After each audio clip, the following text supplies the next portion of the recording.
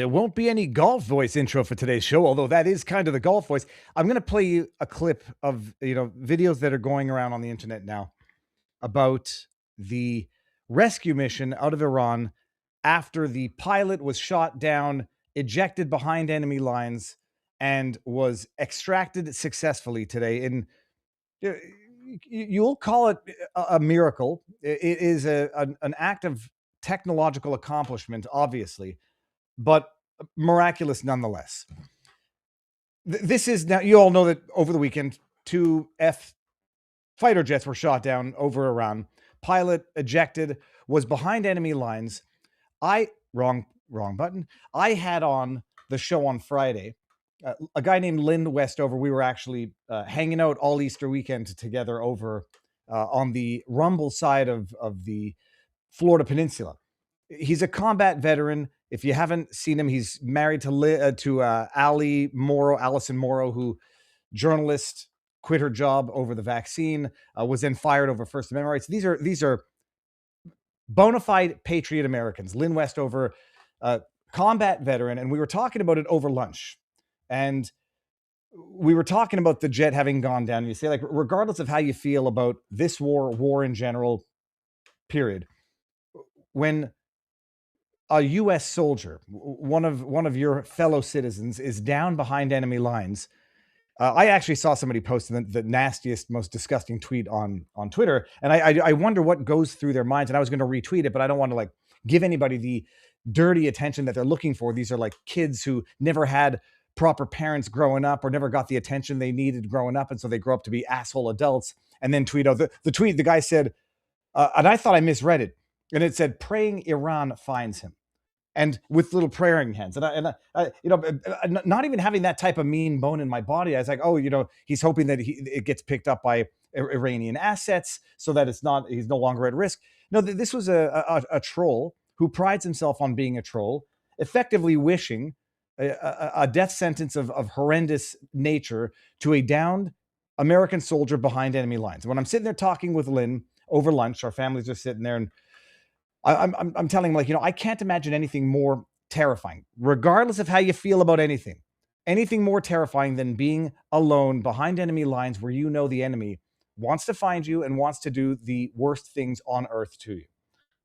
And so we started talking. He's got plenty of combat experience. He was talking to me about SEER, which is the survival, evasion, resistance, escape when you get stuck behind enemy lines. We went into great detail about it privately. And I said, Lynn, you got to come on the show Friday and talk about it publicly. And we did. And he went over what would go into extracting this person, what types of safety mechanisms this pilot would have on them, tracking devices, survival gear, all this sorts of stuff. And the U.S. military went in over the weekend behind enemy lines and successfully extracted this downed pilot. The every fear hides a wish. And damn well that there are going to be folks out there on the internet who, one way or the other, are going to use it as an opportunity to spread their belief system, for lack of a better word. God forbid, had the individual gotten captured, killed, they'd say, use it to support their position already, their foregone position. Had it turned into a Black Hawk Down 2.0 of one rescue helicopter going down, and then you have to go in and rescue 8 people, and then it gets bogged down. Had it turned into a Black Hawk 2.0, they would have used it to support their foregone conclusions. A successful extraction that resulted in the military destroying some of their equipment worth $100 million. As gross as it sounds, it's a drop in the bucket for the budget of the military for a government that just prints money out of thin air. They destroyed their own equipment because apparently it got stuck in mud or something, and they weren't able to leave with it. And so they destroyed it so that it didn't fall into the hands of the Iranians. And people are going to weaponize that to say, oh, they lost $100 million. It's a miracle. It's a technological feat. It's an accomplishment, whether you think this war is a big, fat mistake or not to begin with. You cannot like ultimate fighting, but you will damn well recognize an amazing knockout or jiu-jitsu escape submission when you see one, regardless of whether or not you think UFC is barbaric. Jake Shields says, are you tired of all the winning yet? No, I'm not sure if Jake understood that this was an actual successful operation, but for the fact that they had to destroy their own equipments on the way out. It's a miracle. It's Easter Sunday. That man It looked like he got ejected from a down fighter jet when they picked him up, and he had a tracking device on him. They go in there. A member of our community, Bill Brown, also United States Marine Corps veteran, says, the helicopters, Blackhawks going in there for these rescue operations, low and slow. It's the most dangerous thing on earth. They did it.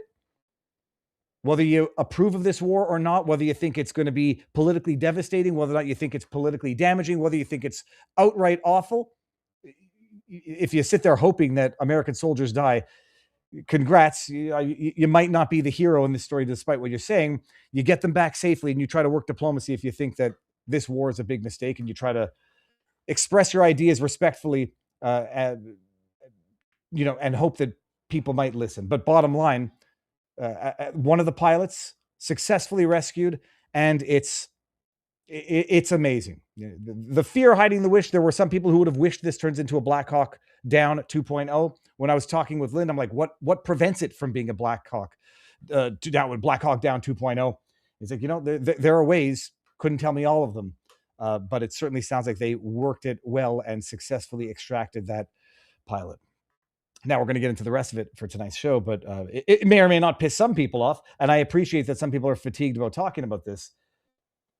Unfortunately, the situation is one that is the issue of our time, and we are going to talk about it.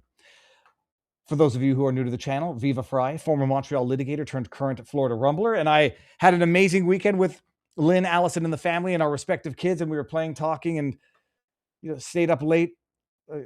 I say, veterans have, everybody on Earth has an interesting story to tell. Everybody on Earth is unique, a snowflake, and not in the sense of being fragile, but in the sense of being singularly unique. And that said, everybody's got an amazing life story. Lynn and I talking, it's just wild. And when I've had on our veterans from our locals community on our channel for interviews, the stories, the life experience they have, it's foreign to me, and it's fascinating, and it's inspiring. So with that said, by the way, before we even get into anything, I want to thank the sponsor of tonight's show, which is the Wellness Company, people. Hold on. I want to bring up this beautiful video, which I'll press play on, and we're going to talk about this. People, there's a great opportunity now to get a 45 capsule parasite cleanse with 2 full cycles, 90 count, perfect for this. People, if you like sushi, you're going to want to know about this. Over the last 2 decades, raw fish consumption has exploded. Sushi is everywhere. Grocery stores, gas stations. Don't get it at a gas station, people. Millions of people now eat fresh raw fish, but there's a hidden risk most people don't think about. I think about it all the time. Get your flash frozen sushi and don't get gas station sushi, but parasites, people. Salmon is one of the most popular fish worldwide, but it naturally contains more than 70 parasites.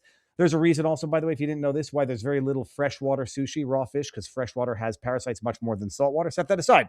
Most are tiny, nearly impossible to see, and they're making their way into the human body. Once inside, parasites can hide for years, frequently laying eggs before any symptoms appear. This is why many physicians are raising awareness about parasite exposure. Dr. Peter McCullough recommends doing a parasite cleanse at least once a year as a preventative measure. The Wellness Company offers a hard-to-access RX parasite cleanse, USA compounded ivermectin, and mebendazole. Ivermectin paralyzes the parasite's nervous system, while mebendazole starves them out. Each capsule contains 25 milligrams of ivermectin, 250 milligrams of mebendazole, lab tested for quality. You can now get a more budget-friendly 45 capsule option that costs $250 less, giving you a 21-day parasite cleanse cycle. Same formula as the original, just smaller quantity. Head over to twc.health/Viva. That is TWC, Tango Whiskey Charlie, or the Wellness Company, .health/Viva. Promo code Viva gets you $35 off plus free shipping. USA residents only. The link is in the description.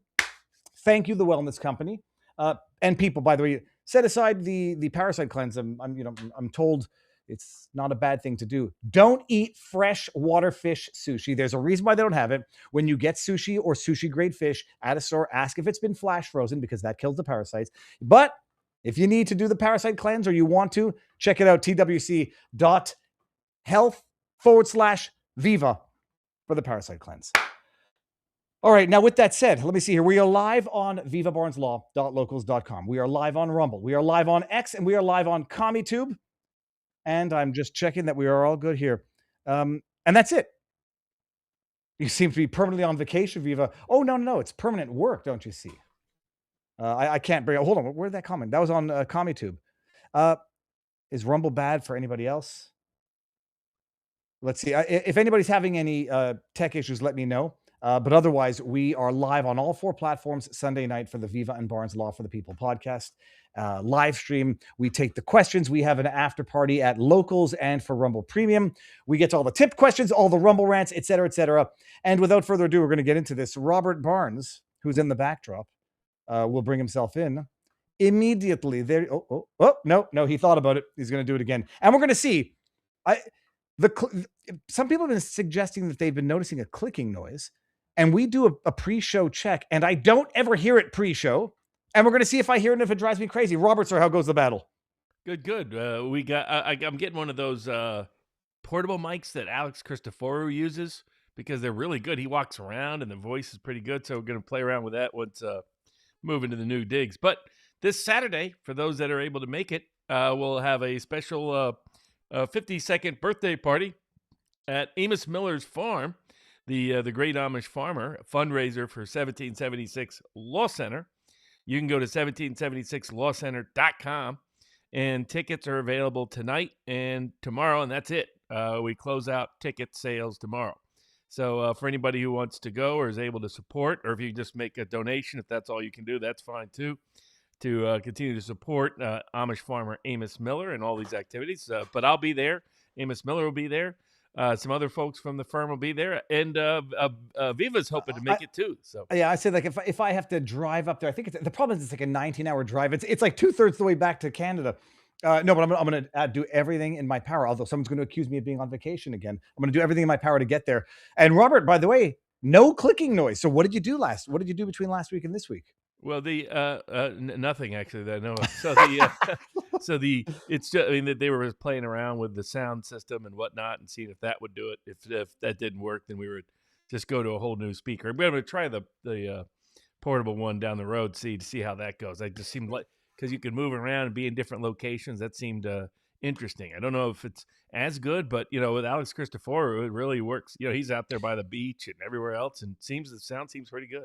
Well, your sound is actually perfect tonight, but Lynn, in addition to being a combat veteran, he's also a tech nerd. He set up, we finally did it for his, we did a sort of a informal discussion last night, but he had 3 cameras. He had the lapel mic, and it was actually amazing. Maybe not quite as good as a Shure, but when you're on the road, it was, impeccably good.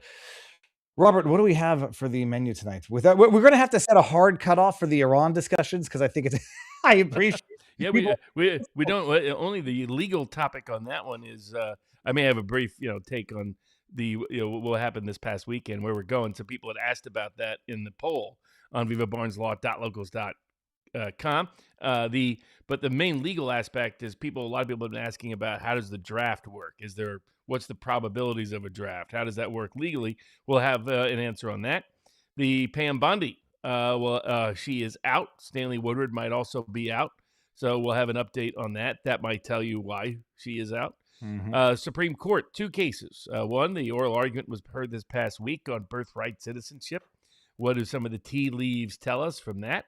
In addition, a big Supreme Court white pill on the First Amendment on that Colorado case concerning their efforts to use licensure control to impose woke ideology. What did the Supreme Court say in the latest Colorado version of that? Speaking of Colorado, a partial victory for Tina Peters in her appeal.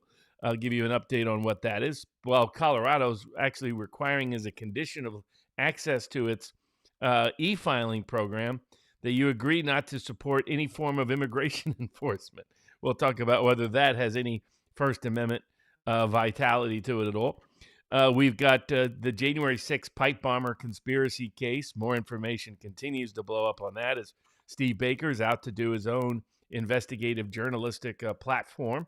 Kyle Seraphin, and you talked about that as well. We have an update there. Donald DeLayden, who was actually a client of mine. He was the man who exposed the Planned Parenthood misconduct in California and was being subject to major criminal prosecution. Another nice white pill there. All charges dismissed. We've got the first Chaz case to reach a jury verdict in the civil side. When is the city liable for that autonomous zone they set up. A young man who was accused of being a white supremacist. If you saw a photo, you might think that's a little dubious. Died from the failure of the city to protect him or provide adequate medical care. What happened to his jury verdict in Washington? Maui, we've got a doctor who has a self-defense Yeah. excuse. We'll talk Yeah. about if your loved one has a special a honeymoon plan and it involves a lot of cliff's edges. You might want to take a special note on that. The James O'Keefe Second Amendment rights being threatened by Matthew Tymond, the man who drove him out of Project Veritas as the Florida red flag laws flag somebody big. Somebody asked on our board, what's up with all this unlimited phone access that appears to be anything but unlimited? So we've got an answer to that question. So another Sony settlement where they were screwing gamers over PlayStation 5. That and answering your questions on this Easter version. And contrary to what maybe the president would say, I would say Happy Easter. To me, Happy Easter isn't Allah Akbar. It's Jesus is risen. So happy Easter to everybody out there, and hope you had a good Easter meal, good Easter services at church, or however you choose to celebrate. And by the way, no sooner did I say your audio was great than the crackling just came back at some point during the intro. You'll move to the lapel mic in a bit, Robert. Let's start with the first question being the draft. Let's get the elephant out of the room even before we get there. Everyone has seen Trump's post now as of today, and let me bring it up just because I brought up. No, I took the screenshot because again I thought it was. Did you have, I thought it was, any candy for Easter? Oh, well, oddly enough, my kid actually found an Easter egg on the beach yesterday. You gotta have peeps. Peeps. No, this is a big divide in the Easter community. But to me, it's not Easter. It's not truly Easter unless you've had some peeps. Well, no, I'll tell you what my kid found, which I thought, and I loved it. I'm looking here. Something says, can you see this? Take heart, I have overcome the world, John 16:33. So I found this on the ground when I got out of the car here. It was and then it turns out my kid found it in an Easter egg at the beach yesterday, and I kind of liked it. Took a picture of it, and I'll post it later. But no, Robert, he puts out a post, and what's amazing is, okay, this is the post. Tuesday will be Power Plant Day and Bridge Day all wrapped up in one in Iran. There will be nothing like it. Open the effing straits, you crazy bastards, or you'll be living in hell. Just watch. Praise be to Allah, President Donald J. Trump. Some people thought it was a joke. Other people thought someone hacked his account. And other people are trying to frame it as, oh, that's just the Trump we know. And Dinesh D'Souza had put out a few posts, trying to explain it's sarcasm, people. And it's rhetoric and it's hyperbole and this one. And I don't want to get into fights in public. I'm curious to know, majority speaking, if people view that post as positive, if you view it as negative. And one thing's for certain, if it requires a small army of online commentators to try to explain it away, as they say, if you're explaining, you're losing. And if you have to explain a tweet like that where, oh no, Allah just means God, so he's just saying praise to God. I mean, I look, I don't know what to make of it. Set aside the praise to Allah business. I know, and this is what people don't seem to understand. It's not a destructive criticism to Trump to say the Democrats will use this later on if they get back into power and they have impeachment proceedings to say this is basically announcement of, arguably, I don't know, if it would qualify as war crimes, but they're going to use this to say he's basically taking to social media to say he's going to blow up civilian infrastructure. And I appreciate there's going to be the argument that it's military infrastructure if you're using it for military purposes, but generally speaking, power plants and bridges. I don't know how you would argue that when they did that, when Ukraine did it to Russia, it was a big when Russia was doing it to Ukraine, it was a big problem. And now all of a sudden people are pretending it's not. But are these people are going to accuse you of being TDS, Robert? They're going to disregard whatever your answer is. Are these legitimate military targets? Is there a real risk, a perceived risk, a political risk that this comes back to haunt him? And what on earth is going on with that post? I think it's a frustration that he thought that he could threaten Iran into capitulation, and that if you understood the Persian history, our friend the Quartering apparently was uneducated on that history. He thought the IQ level in Iran was low. It's like Unfortunately, it's in America where our historical understanding of the world, our IQ level is the one that's low. He got a little quick crash course that the Persians, of course, some of the most well-informed and intelligent people in the world. There's a lot of misunderstanding here in the States. I think he thought that the threats would work. The threats are not going to work. That's been very clear for a very long time. He tries to convince people that they're in settlement negotiations. They're not. There's nobody to negotiate with that's willing to negotiate with him. This is the downside effect of killing people and bombing countries in the middle of negotiations. Unless you're as retarded as Clay Travis, you knew that was going to be a bad omen going forward. So so he's escalating the rhetoric. I believe this weekend what you saw in the pilot rescue was actually supposed to be a special forces op to seize or destroy the enriched uranium in Iran, and it just went completely AWOL. The president, in his speech on Wednesday night, said that we had complete air control, that we could fly over Iran anywhere, any place, anytime, and there was nothing they could do about it. That statement has now been proven false. In fact, all kinds of planes and aircraft have taken hits over just the last 2 days. I think the goal was to have a dramatic Sunday explanation about how we had seized and destroyed their enriched uranium. Instead, it became a desperate effort to rescue someone who wasn't just, if you look into who this gentleman was that we sought to rescue, he wasn't just a pilot or number 2 on the airplane. I think that will come out in time. It's funny, as you're mentioning it, like here, someone says, I don't believe our current administration is being honest. This was likely a botched ground operation. I mean, I don't know who these people are, but it's interesting. Yeah, I hadn't thought about that. Larry not that Johnson was pointing that out. A range of other people that are in the military that have or military backgrounds were pointing out that the kind of force being used, the kind of airplanes being used, where the location was, all of that suggested that a different story was happening.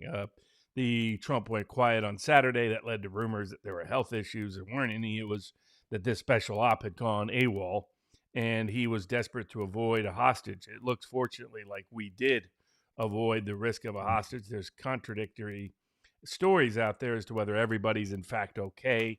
We don't know yet. We'll find out in time. The Intercept put out a publication that a large number of the casualties are being classified and being hidden from the public. We will find out in time who's telling the truth. But I think this represents his combined frustration with the failure of this special op and the failure to coerce the Iranians to capitulate. And I hope and believe that Trump will not deliver on those threats because of how overt they are, because they are civilian infrastructure, because, well, there's an article in the Wall Street Journal that they are trying to come up with an explanation as to how targeting purely civilian infrastructure could somehow not be a war crime. The argument was frankly kind of weak. It was, well, if they have no money, then they won't be able to develop nuclear weapons down the road. By that definition and standard, everything's outside the coverage of a war crime. So it wouldn't. What Trump is talking about would, in fact, be a war crime under U.S. federal law and the international legal standards we established at the Nuremberg Code and the Nuremberg trials after World War II. So I'm hopeful the president recognizes when this doesn't work, and it's highly unlikely to work, that he retracts from that and finds a different exit ramp, maybe one that Russia could offer or that somebody else could offer, and not escalate or get us further involved. I am hopeful that this near disaster, the special operation, discourages and deters the president from putting more boots on the ground in Iran. We interviewed Joe Kent this past week. He highlighted, and this kind of shows it, that he said Iran won't take a strategy of trying to eliminate our forces. They will be driven by taking hostages. Their reaction to this situation confirms what Kent said. Mm-hmm. He's like, that's why we need to avoid these ground operations that are unlikely to achieve the political objective being sought. And we need to instead take a diplomatic exit.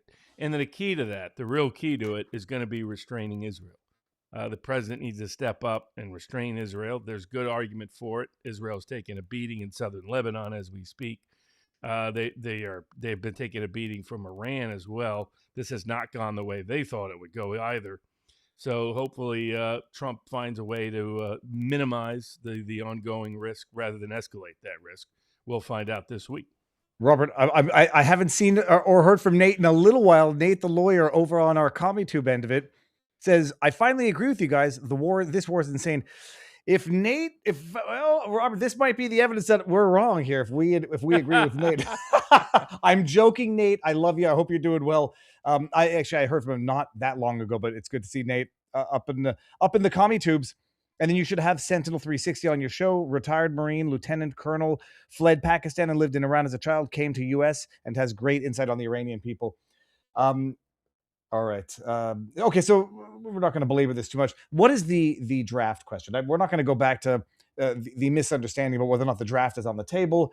My first question was, I realized, under the current draft laws, women cannot be drafted, correct? Like there's still that level of biological discrepancy. I don't think they're currently included, but the key to understand is that right now there's just registration. There is no draft. So you are registered for for selective service. That doesn't make the draft enforceable at all.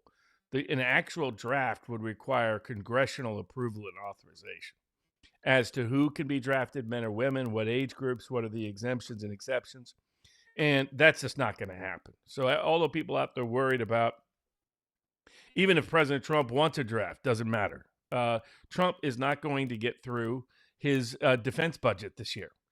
He's not going to get through even $200 billion for this war. In the House, they've already lost. The 3 or 4 Democrats they had have already said no, they won't approve it. In fact, they'll vote against authorization for this conflict. Senator Curtis from Utah came out and said he would oppose it in the Senate. That's probably going to be the beginning of the crack in the dam there too. But in order to get the budget through, for example, they need to get it through the House. And Congresswoman May said she's not going to approve $200 billion for this war or for troops on the ground. Congresswoman Boebert said she's not going to approve $200 billion for this war. And Congressman Massey and Congressman Davidson had already said that on the Republican side. That means not only is there no, the chance of a draft is about 1,000,000 to 1. So for anybody worried about that, you don't need to worry about it. And that he's not even going to be able to get the budget for it. And this is why Trump's going to have to exit this sooner rather than later.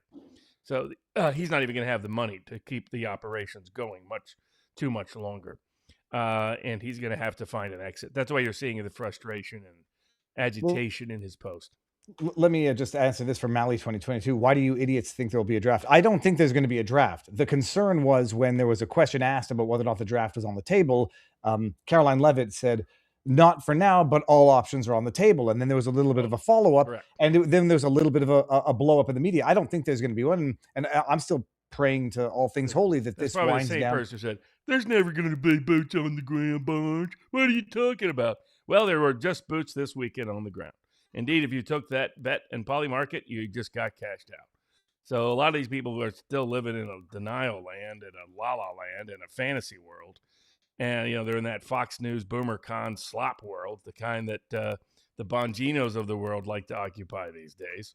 And they'll be the least informed and not understand what's happening all the way through. And when Democrats take the House and take the Senate and take it comfortably in November, they'll be like, how did that happen? Because you're asleep at the wheel and your sources are poor. Lynn Westover seems to be in the chat. Sign me up. He says, thank you very much, Lynn. Well, he's in a little bit different capacity. All right. Well, let's, speaking of markets, Robert, and there was a market for Pam Bondi and when she was going to be fired. I don't know if the market's paid out because there's still some ambiguity as to whether or not she's fired, whether or not she's leaving by a given date, whether or not she's been given a promotion. So it's not fired. So that market might not pay off. But bottom line, at one point, it spiked when, by all accounts, Pam Bondi was fired. I think Trump's 4 words to her were, I think it's time, Pam.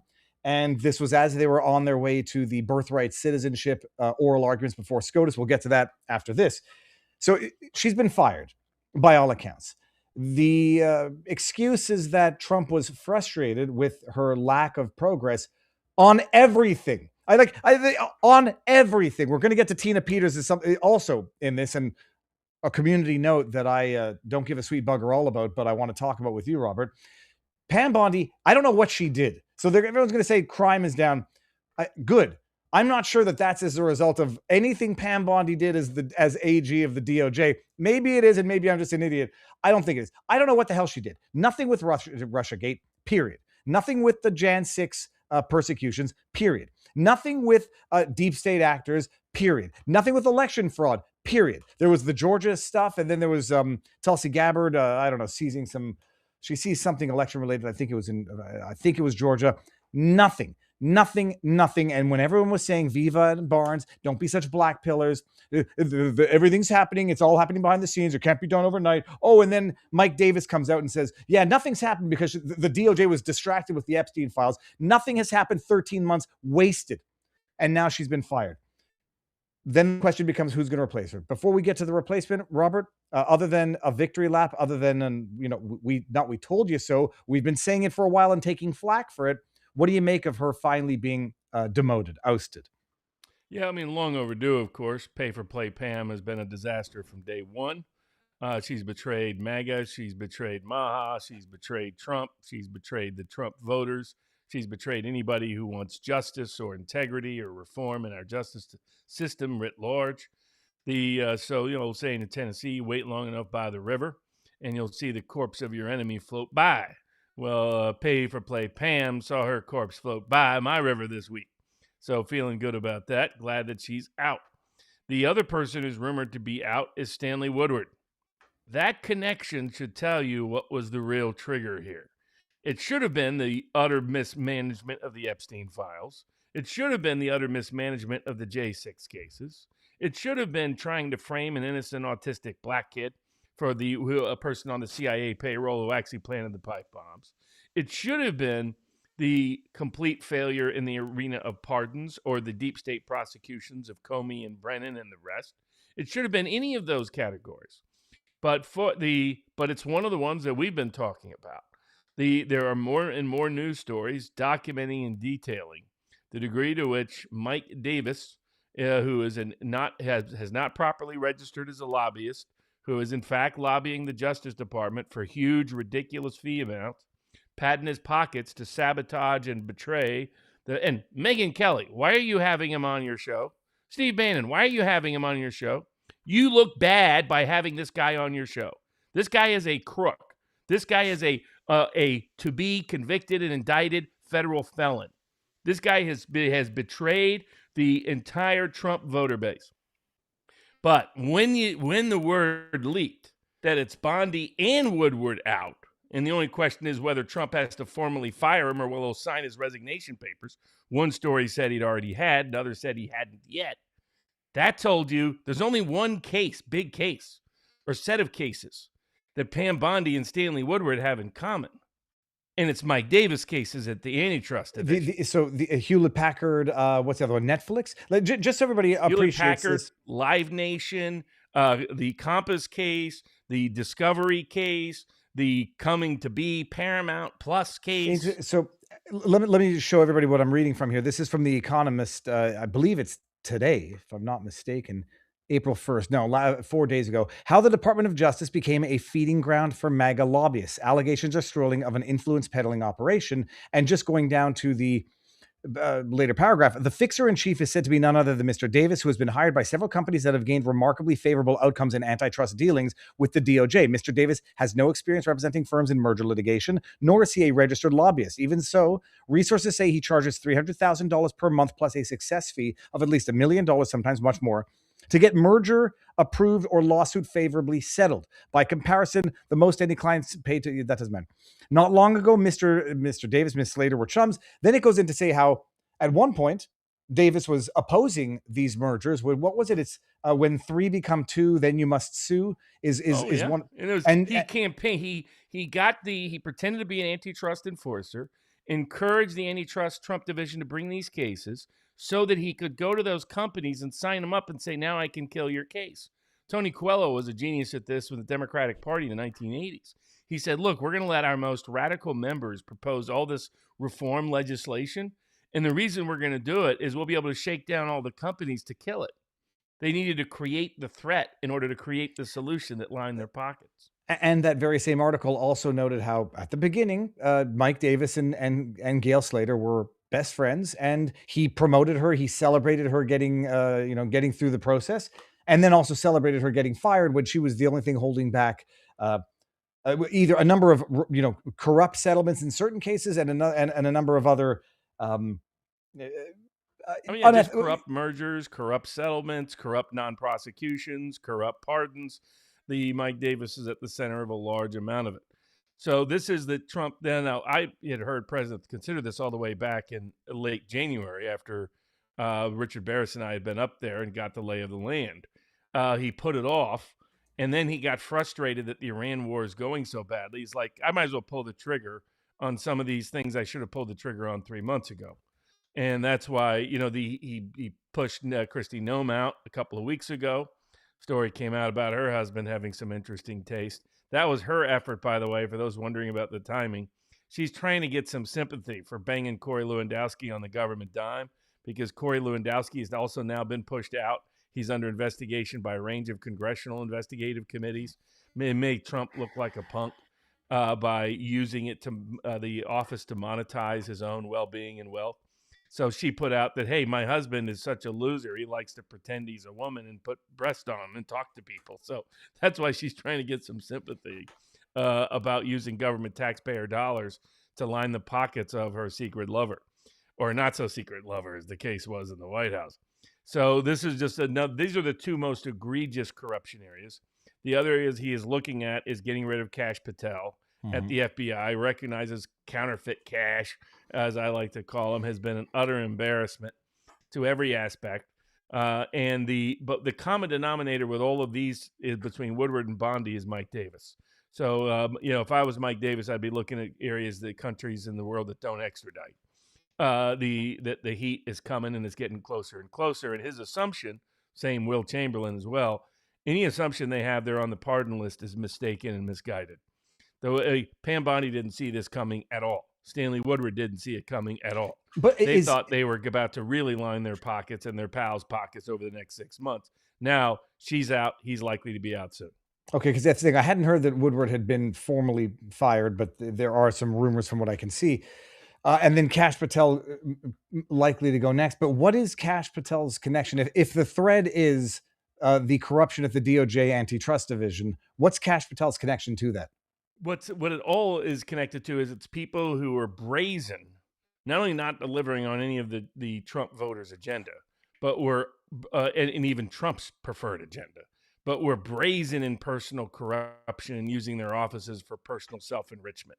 That's what these people. That's what Kristi Noem, Corey Lewandowski, Pam Bondi, Stanley Woodward, and counterfeit Kash Patel all have in common. With Patel, the stories keep coming out. More, just one after the other, the way he just came in the FBI and thought, I'm going to go around and pretend I'm head gangster, and I'm just going to use this to line the pockets of me and all my buddies and pals. And it's just one, folks, it's going to keep coming. If he was smart, he would just resign now, but he's not smart. Cross-eyed Kash can't figure that out. And so the problems will continue to accumulate until Trump is going to have to push him out. Wouldn't surprise me to see Trump push him out in a month. You know what's amazing is I've gotten to be good friends with Kyle Seraphin and have him on, and his insights, proved to be prophetic or very, astute. Where he said that picture of Kash downing the beer at the hockey thing in Italy.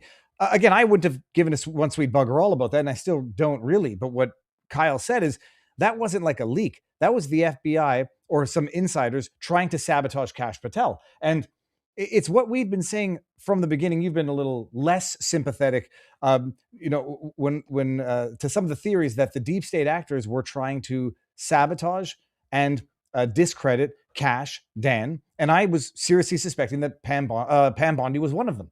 And when Dan Bongino left, and then he posted that post sometime around Christmas of a grok summary saying he left after butting heads with Pam Bondi on the release of the Epstein files. And I was like, all right, that's kind of exactly what I said was going on, but I couldn't get confirmation if it was true. And now, it looks like everything that we've been saying in terms of Pam Bondi's, one failure after another in terms of Second Amendment rights, in terms of pharmaceutical not taking up the Brooke Jackson Key Tam case, and acting in a way that looked like it deliberately sabotaged the FBI. And it looks like there are bad actors within the FBI that want to also sabotage Kash Patel. So, not to say we told you so, but we told you. Absolutely. Yeah, we did, right? In fact, I said she'd be out by April, and she was out by April. April 1st, basically, was when it was formalized.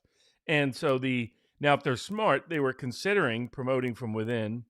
I previously would have recommended Harmeet Dillon. I do not now. I've lost all faith and confidence in Harmeet. The other issue is Harmeet will not likely get through the Senate. So they're talking about not her for number 1, but maybe number 3, something to replace Stanley Woodward.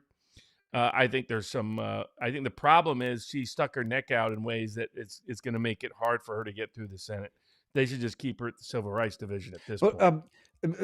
As a matter of practicality, technicality, Harmeet has been Senate approved already. She's been committee approved for the Civil Rights Division, but not to be anywhere Attorney other than General. the Civil Rights. Okay, so they can't she just could bump go there her temporarily, but wouldn't be able to stay there unless she got confirmed. And for that particular position for correct. AG. Like, okay, so it's not transferable from the director of civil rights. Ed Martin, has Ed Martin been confirmed? Yeah, so no, he has not yet. Now he's being considered for a number 2, some position 1, 2, or 3. He is also being floated. He has a lot of support. Todd Blanche, who's the current acting attorney general, he is someone that is connected to all these scandals. Not as bad as Bondi and Woodward, a lot of these corruption scandals, but they don't want to promote him because they know that will be a big set of questions before the Congress. But so hold they on, really can't promote Robert, Blanche. Tell me if this is accurate from what I understand. So you can have an acting attorney general serve for a maximum of 210 days if they haven't been Senate confirmed. So that could be anybody. That could be Ed Martin. That could be Todd Blanche. That could be Harmeet Dillon. After 210 days, they can't just have a rotating acting. Do they have to have another one appointed? Keep going through acting ones to a degree. Okay. It gets a little bit tricky, but he doesn't want that from a political credibility perspective. So instead, they were looking at Lee Zeldin, who's the head of the EPA. Given Zeldin is heavily backed by the Israel lobby, and given the controversy surrounding the Iran war, the advice of Richard Barris and others. Some people misconstrued what he said in this advice, but what he meant was now is not the time to promote someone with such deep ties. It's the same problem Harmeet Dillon now has with such deep ties to the Israel lobby. So instead, what some of us recommended, and their names are now being added to the list. I would love for Ed Martin. Reality, Senator Tom Tillis already said he'll block anybody like Ed Martin. He'd block anybody that isn't gung-ho on January 6th being the worst thing since sliced bread. So you're going to, like a lot of people criticize Marjorie Taylor Greene for stepping down. She did the honorable thing. I do not like these congressmen and senators who stay in power when they are no longer accountable to the voters, like Tom Tillis. Now he gets to sell his Senate seat overtly and openly because he's not running for re-election but won't step down. I've never been a fan of that. People that attack Marjorie Taylor Greene on those grounds really haven't thought it through. But I recommend Eric Schmidt. Eric Schmidt, former Attorney General for the state of Missouri. He helped build the best Attorney General's office in the country outside of Texas. He initiated he initiated Biden versus Missouri, correct? Yeah, he and Andrew Bailey were key leaders to that. Andrew Bailey is number 2 at the FBI. Promote Andrew Bailey to head of the FBI. These are everybody that comes out of the AG's office from Missouri that started with Senator Josh Hawley have proven to be bona fide folks who deliver. Bona fide from the great movie Oh Brother Where Art Thou. You're not bona fide enough, huh, Dad? But these folks are bona fide. And Senator Hawley would make a great attorney general. Senator Schmidt would make a great attorney general. Make Andrew Bailey. And here's the key. One, they got political skin in the game. So they're not going to be as susceptible to these corruption scams and schemes that pay-for-play Pam and Todd Blanche and Stanley Woodward, and even to a degree, Harmeet Dillon, by running interference for it, we're likely to be susceptible. Second, he's got independent political capital. So this is a former attorney general, well-regarded, well-respected senator. So he's going to be able to do things at the attorney general's office that Bondi, even if she wanted to do, was never going to be able to likely achieve. Third, he'll get through the Senate. The Senate has a long history of not denying fellow senators nominations. Why? It's because every single senator thinks they deserve a nomination. So they always are nice with other senators. So that's someone he could get in, someone he could get in quickly, someone who is proven to be competent, proven to be capable, proven to be aligned on a lot of key populist reform issues. So I hope Schmidt or Hawley is the nominee. I think they would take it. I'm not certain of that. There's a lot of people. There was a good January 6th defense lawyer who was put into the Justice Department. He became so discouraged at what he saw, he left this week. He was like, I'm out of here. But Jeffrey Clark left just a couple of weeks ago. He left, by the way, right after the Iran war started. You can draw your own conclusions. So there's a lot of people that are looking when the president's out there, putting out a truth post of how he'd like to commit a war crime tomorrow. That's going to make some folks nervous about sacrificing or risking their political capital. But I think Schmidt's the kind of guy that knows he could do a lot at the Attorney General's office, and that he would have independent political capital. He's not someone Trump could push around very easily. So I think he is someone that could really get a lot of good things done for the Trump 2024 voters and for the country. I hope he's the nominee. But what's the time frame on this? Because 210 days, as an acting attorney general, the sooner the better. Well, but why not put someone in who may not get, who would be a badass but might not get confirmation? Because they won't be able to get much done. Well, the machine will slow them down. Okay. They'll say, yeah, we'll get back. Remember how Joe Kent put it? He's like, the way the machine works, the swamp works, is they don't tell you no. They just say, we'll get that to you as the file. Once we get the file back to you, we'll get that back to you. And it goes on a month and another month and another month. No, because I'm just thinking like 210 days is 7 months. 7 months from now is November. Like if you can get something like a bull in the. I'm all for Ed Martin being acting attorney general instead of Todd Blanche, but the long-term solution would be somebody like Senator Schmidt. Okay, now because I know what I think of Todd Blanchard as much as I know anything, which I do believe he was instrumental in discrediting Bongino and Patel as well by talking about that unsigned memo that everybody signed off on, knowing damn well that neither Patel nor Bongino could come out and say, no, we never approved that memo that we didn't sign off on because nobody signed off on it. So I don't distinguish him much from Bondi, but maybe that's based on ignorance, or maybe he's not as corrupt as Bondi, but not reliable himself. So do they do this before midterms, or does this not happen? Oh, yeah. Okay. They need to get somebody up there pretty quick to restore the credibility and confidence of the Attorney General's office. Now, he's not going to cover up the Epstein files. So if you'll see who they nominate will tell you, are they still committed to covering up the Epstein files? They clearly don't want it to be an open, overt corruption scheme anymore like it was under Bondi. But are they committed to true antitrust enforcement, true qui tam enforcement? For example, Vice President Vance is now in charge of the fraud czar, working with a new assistant attorney general for fraud who quickly got approved. Now he's tight with Todd Blanche, so I have skepticism about him. My bigger concern was that within the Vance's fraud czar capacity, is the focus going to be a lot of low-hanging fruit? The local people that are doing a little bit of scamming and scheming? Because, Mr. Vice President, it's a very big fraud case that's pending before the Justice Department. It's the biggest fraud case, period, pending before the Justice Department. And it's known as Brooke Jackson versus Pfizer. And that's billions of dollars of fraud in a qui tam case. Fraud on the government. So if you're serious, Mr. Vice President, step up and make sure this case gets handled correctly, which it hasn't been under Pam Bondi.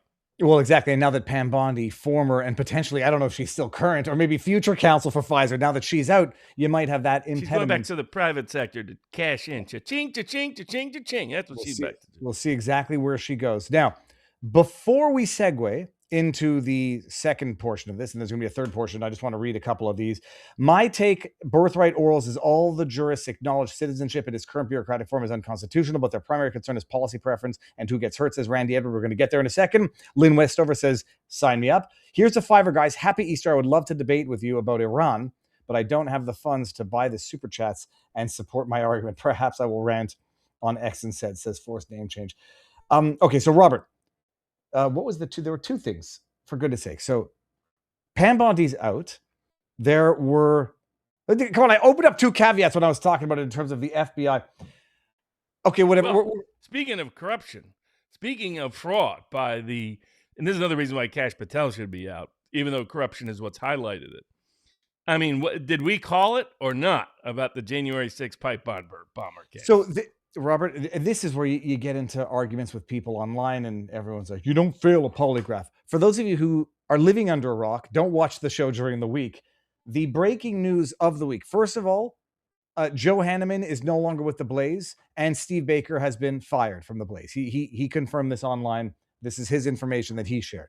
He's been fired from the Blaze as a falling out or as a fallout of his expose, which named a Capitol Police officer as who he thought was the suspect of the January 6th pipe bombing because of gate analysis, because of because of a thorough investigation into similarities that are almost impossible to explain away.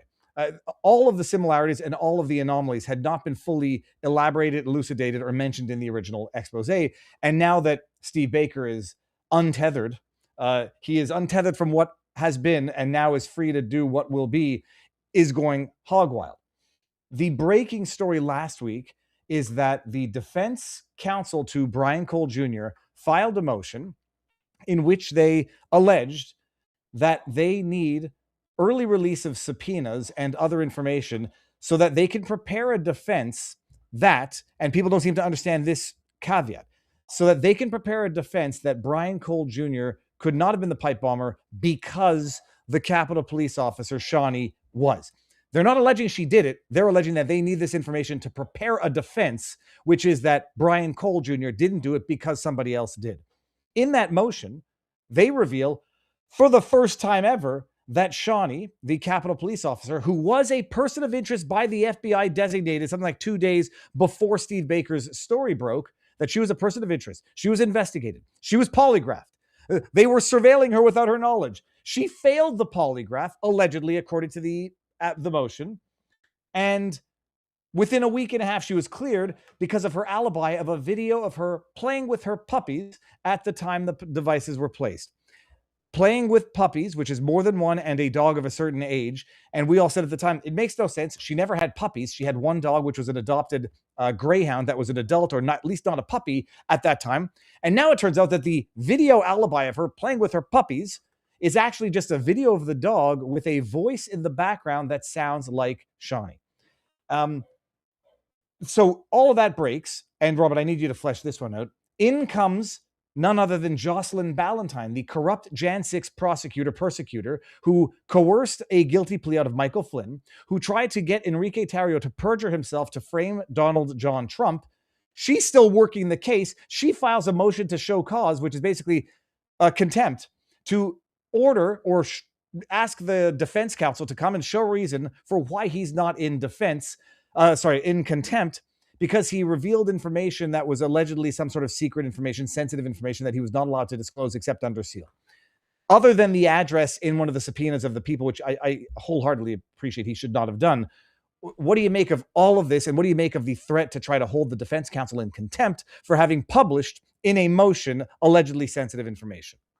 What's extraordinary is the only way it's sensitive information is if, in fact, the government has been lying and brought a false prosecution because the person that was working undercover for January 6th was someone they said was not working undercover January 6th, which is this CIA spook currently on the CIA payroll that was previously the Capitol Police payroll. So it is evident to anybody following this that they have framed Pam Bondi, Dan Bongino, Kash Patel, Joyce, was it Ballantyne? Yeah, Jocelyn Ballantyne. Jocelyn Ballantyne. So like a bad Valentine. Just replace the V with a B. This is someone, by the way, it's a long-standing corrupt federal prosecutor. This is why Jean Pirro should not even be thought about for attorney general. She's a disgrace. She wouldn't be able to answer questions competently or capable. She has a long history dating back to her state prosecutor days of rigging cases so innocent people go to prison.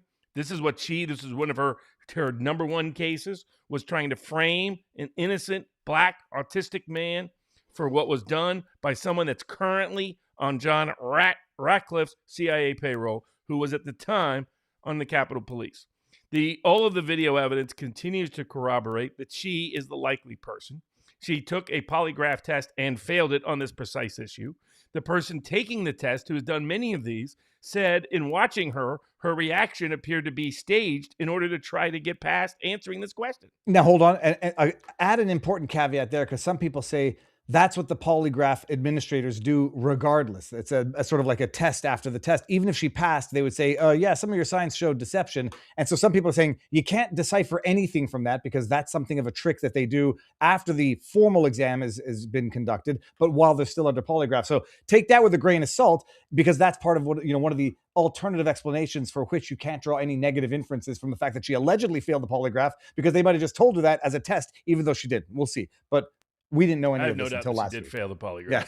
And that's the only reason, because if she passed it, they would have disclosed the evidence. It's exculpatory evidence, is why they had to disclose it under the rules of Brady and Giglio, 2 U.S. Supreme Court cases about when the federal government has to disclose material information. And their very allegations against the defense lawyers further undermine their case, because it's only sensitive information if she was working undercover, and they previously said she wasn't working undercover. This is nothing more than an attempt to intimidate defense lawyers for exposing this fraudulent prosecution brought by a prosecutor who went after General Flynn, went after key January 6th people who shouldn't have her job. Shows Jean Pirro is a fake, phony, and fraud, like she always was. Go back and research her days in New York and how she long time covered up the wrongful prosecution of a young teenage boy for a rape and murder he never committed. And she was even justifying it long after it was proven he didn't do it. Years later in documentaries, she was still cheerleading her abuse of power. She has no business in the U.S. Attorney's Office, period. But what this documents, the good work of Steve Baker. If they were smart, the spooks at the CIA and counterfeit Kash Patel and fake Justice Prosecutor Jean Pirro, they would have kept Steve Baker on payroll at Blaze, because then they could have kept him shut up and quieted by intimidating Blaze. Now that he's no longer there, there's no limitations on his forthright and full disclosure. Steve Baker, for those that don't know, one of the best top independent investigative journalists in the country, that he nailed this from day one. Kyle Seraphin and Steve Friend and others who were following this case nailed it from day one. They said this was a setup. This was a frame-up. This is an ongoing embarrassment. The sooner the Justice Department dismisses this case and fires Joyce Ballantyne, the better. The longer they let it drag on, the more humiliating and embarrassing it's going to get. Now, whether or not there's still means to prosecute her, if she did lie in the course of federal duties about this case, one could argue that's conspiracy, and one could argue that it's obstruction of justice. One could argue that it might continue to hide the discovery of the evidence concerning her culpability, that in fact that maybe they could still prosecute her within the statute of limitations for this. But what is clear is an innocent kid is sitting in a federal detention center in the District of Corruption because of the wrongful framing of him by Dan Ballas Bongino, counterfeit Kash Patel, and fake U.S. Justice Prosecutor Jean Pirro. Hopefully sooner than later, he will be released. We'll see if the federal courts have the competency, capability, or the courage to let an innocent man go free when it implicates CIA spooks instead. I gotta bring a few things up, because now Steve Baker is Steve Baker Unleashed, posting here. This is Steve Baker, video you've never seen, and there is comparison about a limp that is remarkable, and whether or not you for believe. Those that don't know, they were claiming that she had no such limp, and this was, I believe, you could see it right there on the leg. The bottom line, and it was, Kyle said it, we've all said it. One thing is for certain: this is not how Brian Cole Jr. walks at all. Apparently, he barely uses his car, and the question was. And I was listening to Kyle as I was driving across the Florida Peninsula on Thursday, where he doesn't think Pam Bondi, Kash Patel, or Dan Bongino at the time even knew that the woman failed a polygraph. Like, this is where I've been saying they did not purge the FBI of the bad actors who were there literally to sabotage them. And whether it's bad actors sending out the picture of Kash Patel to embarrass him, revealing the way he's been using the private jet for partying, it was the bad actors within the FBI that said that Pam Bondi doesn't do her homework. She's not going to look into this file. She's going to repeat this hook, line, and sinker, and they're going to get humiliated. And when it blows up, they're all discredited. It's not clear that anybody within the FBI, Jeanine Pirro, whoever, knew that this person failed a polygraph, allegedly. And when it came out, because it was going to come out, my question is how the hell they sent it to the defense team. And people floated two. Well, I floated two theories, and then our locals community floated the white pill theory. I said it was either by accident, they didn't know what was in there, and they just, they found it, or it was deliberately to sabotage the FBI and to, blow this case up. Someone else said it might have been someone with a conscience who doesn't want to see this kid go down for a crime he never committed. But how the hell do you think they communicated this to the defendants? Because they're not going to. They're ethically and professionally obligated to disclose this. So if they thought anybody knew about it, and they know that there's insiders that know that this is problematic because they've disclosed that information to both Steve Baker and to Kyle Seraphin and others, then they were at massive risk if they didn't disclose it, because then they get caught hiding material and exculpatory information. But Jocelyn Ballantyne did that during the Jan 6 persecutions. Yeah. A bunch of the prosecutors did. Like I say, there's a whole team on the case, and there's FBI agents on the case. So my guess is that there's not enough people willing to hide and cover it up. And so they just, bury it in there with whatever terabytes and hope they never find it. But alas, right. They found it. It's going to be wild. So Steve Baker did a long piece with Megyn Kelly, and they're turning it into some sort of, like, I don't know if it's going to be a multi-series. Some, some have concerns that maybe this is going to be turned into a hit piece against Baker, which I don't think it will, no. Given where Megyn Kelly's at these days. Yeah, it's manifest and evident that he knows what he's doing, and the people trying to frame this kid don't. So there will be follows up. There will be follow-ups on this week, and I'm going to have Steve Baker and Kyle back on to talk about this. But go check out the work that Steve Baker's doing. It's. I think they're launching a new platform. Yep. I don't know what it is. I don't know if they have a give, send, go yet or anything. But as soon as I know how everybody can support Steve and Joe, I'm going to obviously put that on. Credit for them for standing up, because they got a lot of crap from people who didn't want to hear it. The Dan Bonginos of the world and their fan base and the rest didn't want to hear it. But they are standing up for truth and justice in ways that, sadly, Bongino, Patel, Bondi, the rest of them have failed to do. Now, speaking of a miscarriage of justice that was only partially corrected this week in a group of Colorado cases we have, because Colorado's trying to outpace California for crazy rules, crazy laws, and crazy cases. Tina Peters got some relief this week. So Tina Peters, I read through the better part of the judgment. The Court of Appeal ratified everything, ratified the conviction, basically did not overturn any of the convictions, any of the charges, but they ordered it remanded for resentencing because they found that judge, what's his name? Is his name Barrett? I'm getting mixed up between Amy Coney Barrett. That judge, that activist hack of a judge who I said should be impeached, but it's a state judge, and so you won't get Paulus impeaching him unless there's substantial political pressure.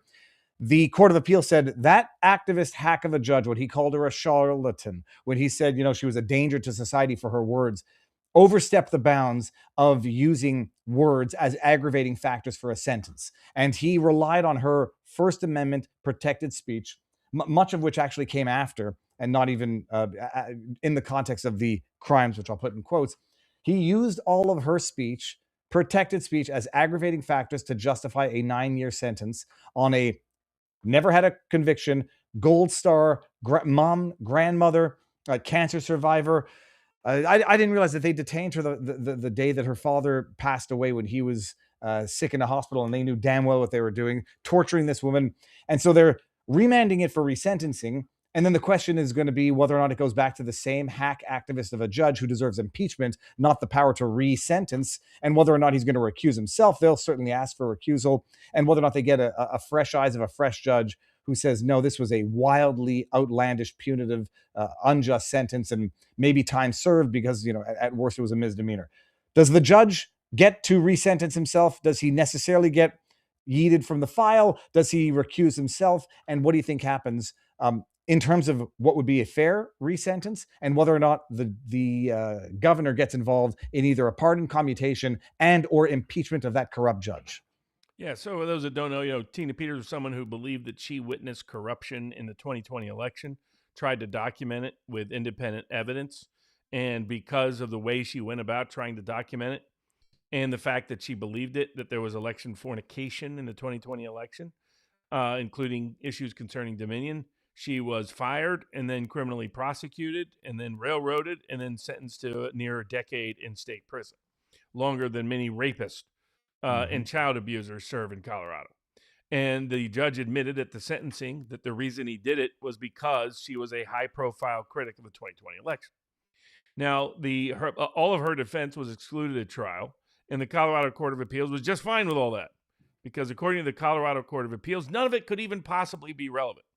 Now, this put the court in a bind. That was the same logic of the trial court judge. But the problem was, in order for any of your statements or activities to be relevant for sentencing, they have to be relevant for trial.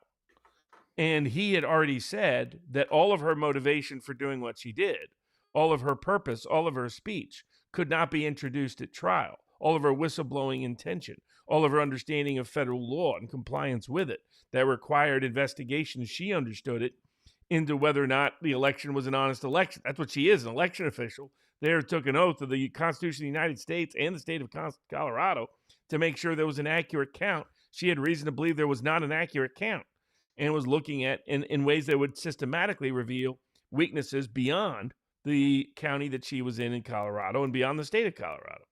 So the judge excluded all of her evidence about that on the pretext that couldn't be relevant to this prosecution. Well, if it couldn't be relevant to the prosecution, it couldn't be relevant to sentencing.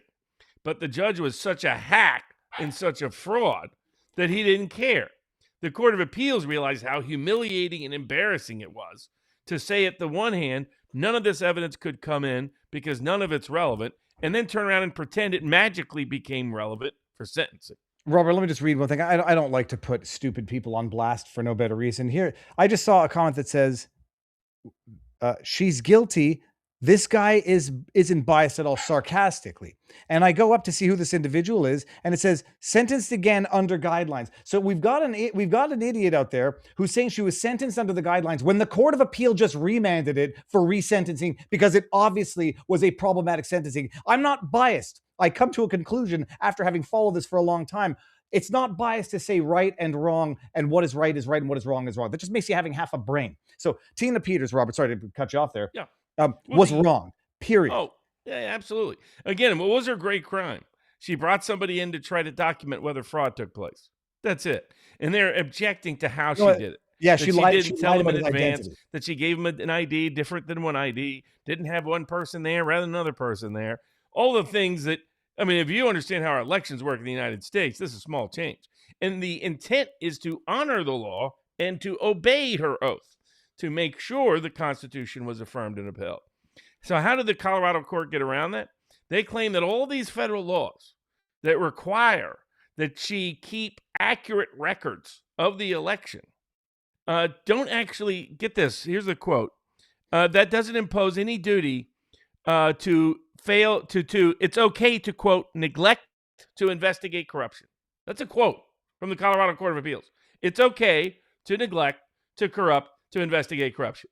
In fact, they go further and they say you have no duty at all to investigate whether the election was stolen or not under federal law and under the Constitution. It makes no sense at all. It's a joke. It's a crock. But that's how they get there. Now, that question of federal law interpretation gives the U.S. Supreme Court possible jurisdiction in this case, by the way. The other is they said that even though the prosecutor and the evidence at the trial misportrayed her as having a security breach, even though actually what they were talking about was an internal system breach, not a security breach, that couldn't have possibly influenced the jury to fail to distinguish between a security breach to the outside world and an internal system breach to the inside world. What a crock. So they go through that bit of nonsense. They also say, now this they have good law on, but it's also a potential U.S. Supreme Court issue. The president pardoned her? The question is, does the pardon apply to state crimes? And the question is it the several states or the United States? Because it says offenses against the United States. And the argument is that because this could have been prosecutable as a federal crime, and that the United States in this context meant also the several states. That was her argument. They rejected that, but that's a potential question for the Supreme Court of the United States, too. Did they rejected on the basis that she provided basically no authority to suggest that there's any historical precedent for a president having the authority to Right. pardon a state crime. And even the one that was there was a reference to a 1775 case, which itself was not a president pardoning for a state crime. It was a president pardoning for the federal crime, and then the governor pardoned for the state crime. Right. But Robert, at the risk, I like bringing these things up here. So I posted, the story about about Tina Peters, and people are like, well, what can anybody do? There's nothing you can do to stop complaining. I say, no, wrong. We've talked about this at length, and these are the things that we proposed could have been done a while back, and it was in response to some. Here we go. So I post the summary from the judgment. Her conviction upheld, remanded for sentencing. When does the DOJ get involved to free Tina Peters? To which someone says, this is a state issue. There's no federal question. To which I responded, wrong. And then we had discussed this. Declare Tina Peters a federal whistleblower due to her actions exposing issues related to the 2020 election integrity in federal election, or based on the corruption within the Colorado prison system, which she's now seen full throttle, grant her full federal whistleblower protections under applicable federal law. I mean, I'm trying to be broad here. Have federal marshals immediately extracted from the Colorado State Prison, take her into federal protected custody. This can be done on the basis of her status as a whistleblower federal. I don't care about community notes. What we're realizing, this is the dumbing down of society, where people ask Grok for advice, for questions, for clarifications, when Grok can't identify photos. And then I go to community notes, which sometimes, forces you to refer to a man as a woman, getting into a thorny legal question, and now saying, I'm sorry, Tina, there's nothing you can do. Community notes that federal law doesn't allow someone to be declared a whistleblower or removed from a state prison. Whistleblower protections don't grant immunity. I don't know who suggested that. And states control custody.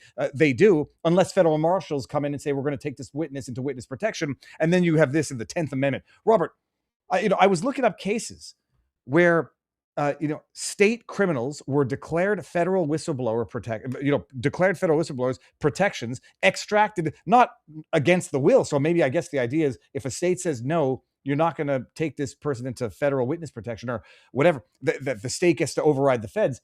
There was one, his name was Henry Hill, I believe, a drug dealer. You know who Henry Hill is, right?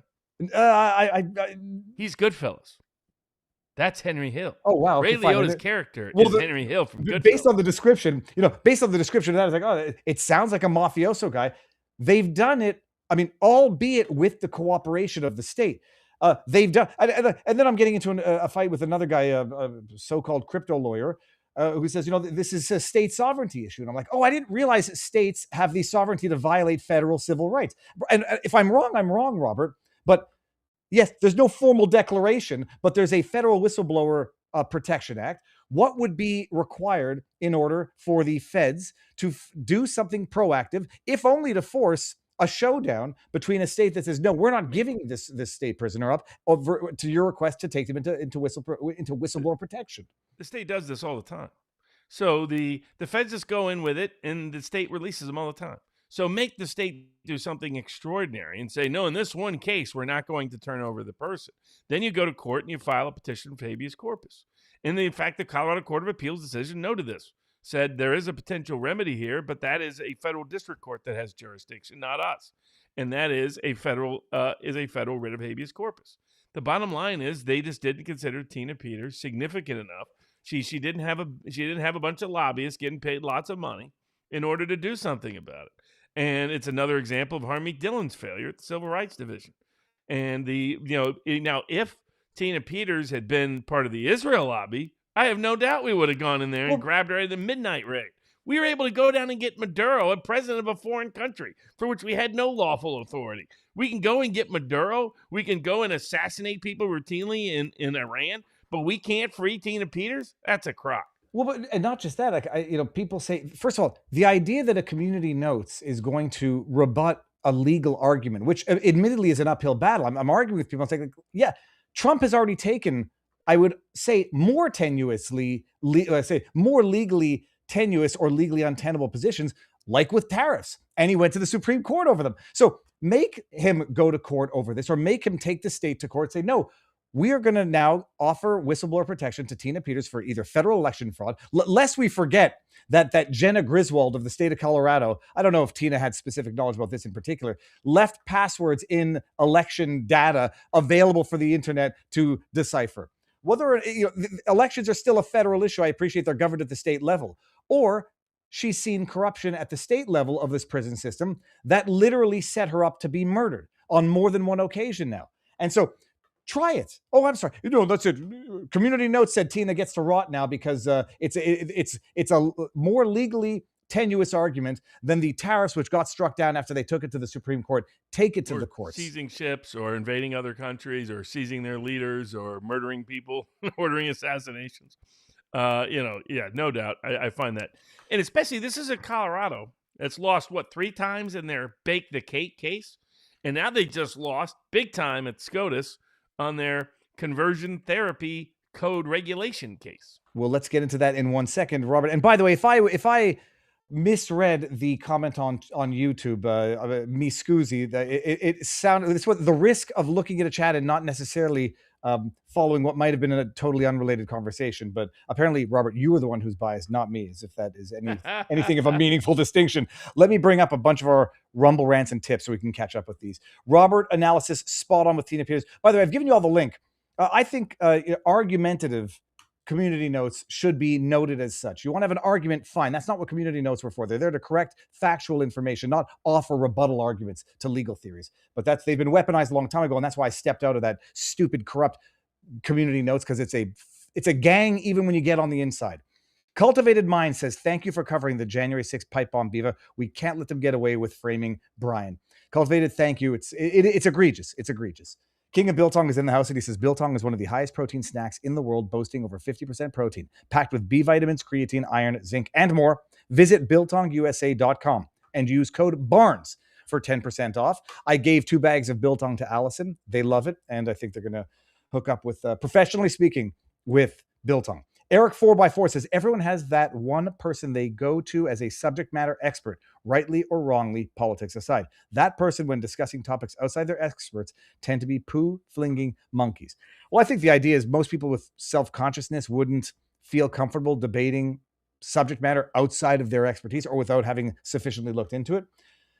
Tropical Rocket says, hey, Barnes, when is the last time a VP had agency? And now we got to get to locals here. Hold on one sec. Hold up. Wait a minute. Something ain't right. I saw Andrew Piscadlo's in the house, and okay, we're going all the way up to the top for a few seconds here. Great. Oh my goodness. Load more. Happy Easter, says Chris Kraft 2. Happy Easter. May everyone have a beautiful, meaningful Easter. Gray 101 says, how will our President Trump's official message of open the effing straight go down in political history? I thought they were open. Okay. Gray 101 says, if Iran don't make a deal and fast, I'm considering blowing everything up and taking over the oil. Peace, President. Gray 101 says, Tuesday will be power plant day. Bridge and all wrapped up in one. There'll be nothing like it. Open the effing straight, you crazy bastards. You'll slap burn in hell. Okay, I got it. We read it over there. I'm not reading that last part, Gray, because I don't want anyone snipping and clipping that audio from me and saying Viva said that. Son of a Mitch 824 says, Robert, at what point can we get a referendum to push for the use of the 25th? Trump's tweet this morning was by far his most insane tweet of all time. I say this as someone who missed the mean tweets, but he's completely lost his mind. Stingray saw a video today, and they were saying Trump's last two truth posts sounded more like Stephen Miller and Hegseth. Nobody's got control over his truth account, from what I understand, which was why I didn't buy the explanation that a staffer had put out the one on the no trans surgery without the parental consent. Susie C., $20. Thank you. Happy Easter, Austin Peeps. Thank you, Viva and Barnes. Susie C., thank you very much. Schnookums, what the heck? Dang high-end autofile system are these idiots viewing? No Barnes audio complaint. Chris Kraft, Bill, I wish they had seen our declare victory, get off the field PowerPoint slides we sent Roberts. Schnookums, Robert, I think you meant Foobard, our snafu, as AWOL is absent without leave. I think you did also. Gentlemen, I propose a poll on the popularity of drafting the Trump sons and daughters and placing them on the front lines. The age limit for the military service is 42. Oh, I'm too old. And older with waivers, except the Marine Corps, 28, again with waivers. Thanks, Alan Paturk. Touche, says Chris Kraft. This is exactly why you earned your attitude, boss, says Chris Kraft. Chris Kraft says, Robert, she betrayed us all. No kidding, Commodore. And Ta 346 pack 340. Robert, remember when you said you would share asset protection at the last 1776 together? Checks, watch, and taps to see if it still works. I'll get to the rest of these afterwards. Let's get to the white pill, Robert. Colorado. Oh, no, I had someone. several white pills, but this was a big one from SCOTUS. Well, the funny thing is also, in addition, on that other debate with crypto lawyers on Colorado, he actually says to me, Colorado's a corrupt state that won't comply with any federal order anyhow. It's like, that's the point. Like, force that issue and force that to be the showdown that you have judicially. Okay, but set that aside. Colorado passed a law, much like Bill C, whichever one it was up in Canada, that prohibited conversion therapy, but it was a one-way conversion therapy prohibition, people. You could talk a straight kid into gayness and transgenderism, but you can't talk him out of it. You can't talk a gay transgender out of the gayness or the transgenderism. And in Canada, that legislation got unanimous approval by both the, pervert grooming liberals and the so-called opposition conservatives. Colorado passes a similar law, which is basically, you can't talk a confused gay kid who wants to not be gay, if you think that's shocking, whatever, or a trans kid who wants to not be trans or wants to be comfortable, wants therapy. You can't talk them out of it, but you sure as sugar can groom them into it.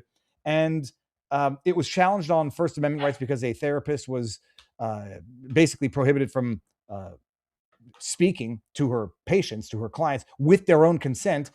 It was initially, I want to say, upheld. Was it upheld at the Court of Appeal or at the lower level? But ultimately, 8-1, even with 2 liberal justices struck down by SCOTUS.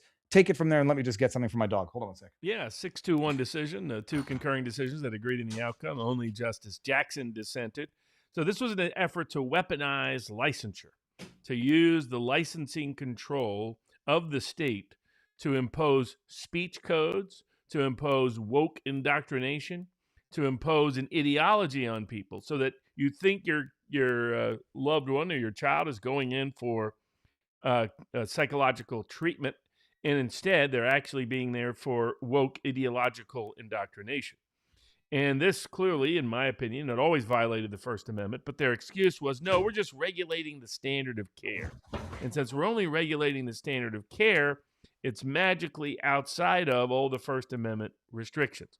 The Supreme Court clearly struck that down and said, no, that's never been the case. There are no standard of care exceptions to the First Amendment. There are no speech code exceptions to the First Amendment or any of the rest. And then, in fact, it has to meet strict scrutiny. They noted the only thing that are excluded traditionally are fraud, defamation, imminent threats, things of the certain kinds of obscenity. That's all. Not, basic everyday speech concerning your ability to provide meaningful advice to an individual. And the ability of tort of malpractice is not some exception to any of this. So it completely gutted the efforts of the states to use license control to impose speech codes. This is a massive win in an area of major risk for First Amendment freedoms in the country. I mean, it's what's amazing is it's literally the opposite direction of Canada. I don't know that Bill C9 has been challenged constitutionally, but it's effectively where a country like America diverges from a country like Canada, or the UK is sort of coming back to sanity with respect to that. But yep. Yeah. Well, in fact, I mean, as the state argued for, they said there should be a First Amendment free zone for speech that the state considers substandard care. This would have eviscerated the First Amendment. And thankfully, Supreme Court said, no, not at all. Said that licensing laws have traditionally addressed qualifications, not codes of conduct, not speech codes, not directions on that. They said there is no First Amendment exception just because the person's speech that's at issue is a licensed professional. Another, because a bunch of bodies thought they could get away with this. And say, well, it's going to be a lower standard. It's not going to be strict scrutiny. There's going to be more deference to the state. Rejected, rejected, rejected. They point out you could face fines, probation, loss of licensure. Recognize that loss of licensure is a state punishment. That isn't always consistently adjudicated before by some lower courts. Massive win there for those that care about free speech and protecting the professions against state persecution. They've concluded the First Amendment stands as a bulwark against any effort to prescribe an orthodoxy of views, reflecting a belief that each American enjoys an indispensable and inalienable right to speak his mind, and a faith in a free marketplace of ideas as the only and best means of finding truth. Big, big win for free speech in America. Big, big win against the states abusing the power of licensure. Robert, I had to bring in the other white pill. I love this dog so much. It's beyond words. He snores so loud. I'm going to start an ASMR. Listen to this. Breathe. Just breathe. No, he's not going to do it. Oh, I love that dog. Okay. He's, and also, okay, sorry. I had to bring him up and smell his face. It smells delicious. Okay, what's the next one? Our last Colorado case of the night, before we get to some other big cases, birthright citizenship being a big one at SCOTUS, is, so here's Colorado, which did the bake the cake case, harassed Tina Peters, did the no conversion therapy, we want speech codes disguised as licensure codes. Their new one is, as a condition of logging in to a court e-filing system, you, the lawyer, have to promise not to cooperate with federal authorities in enforcing federal immigration law, or you're not allowed to use the system for filing your client's documents. Of course, the Supreme Court, in knocking down Pledge of Allegiance, made clear that no official can prescribe what shall be orthodox in politics or force citizens to confess by word or act their faith therein. This is another patent, obvious violation of a First Amendment violation of, in this case, Colorado lawyers, but also by extension their clients' rights. Hopefully this too will get struck down soon. How is that not the definition of some form of insurrection to basically to coerce professionals to not abide with federal law? I mean, how does that even cross the minds of people to implement as state law? You know, it's the combination of Colorado, the state of Washington, and the state of California. That they have the left professional class status on full steroids, wanting to do everything as crazy, weaponize everything in the state to suppress any form of dissidence or independent information. If you want benefits, if you want licensure, if you want access to anything related to the government, you have to toe their speech line, or they run you out and run you off. And finally, the Supreme Court is starting to hold them to account and reaffirm our constitutional remedies in response to it. We got birthright citizenship is a real big one. We got some smaller cases. We got the Bulls player who was dismissed because he wasn't a big LGBTQ fan. Does he have any rights or remedy? We got the Chaz verdict. Oh yeah, the Capitol Hill Autonomous Zone. We got a board question. We got the Maui doctor that says he was just acting in self-defense. We got James O'Keefe's Second Amendment rights at risk.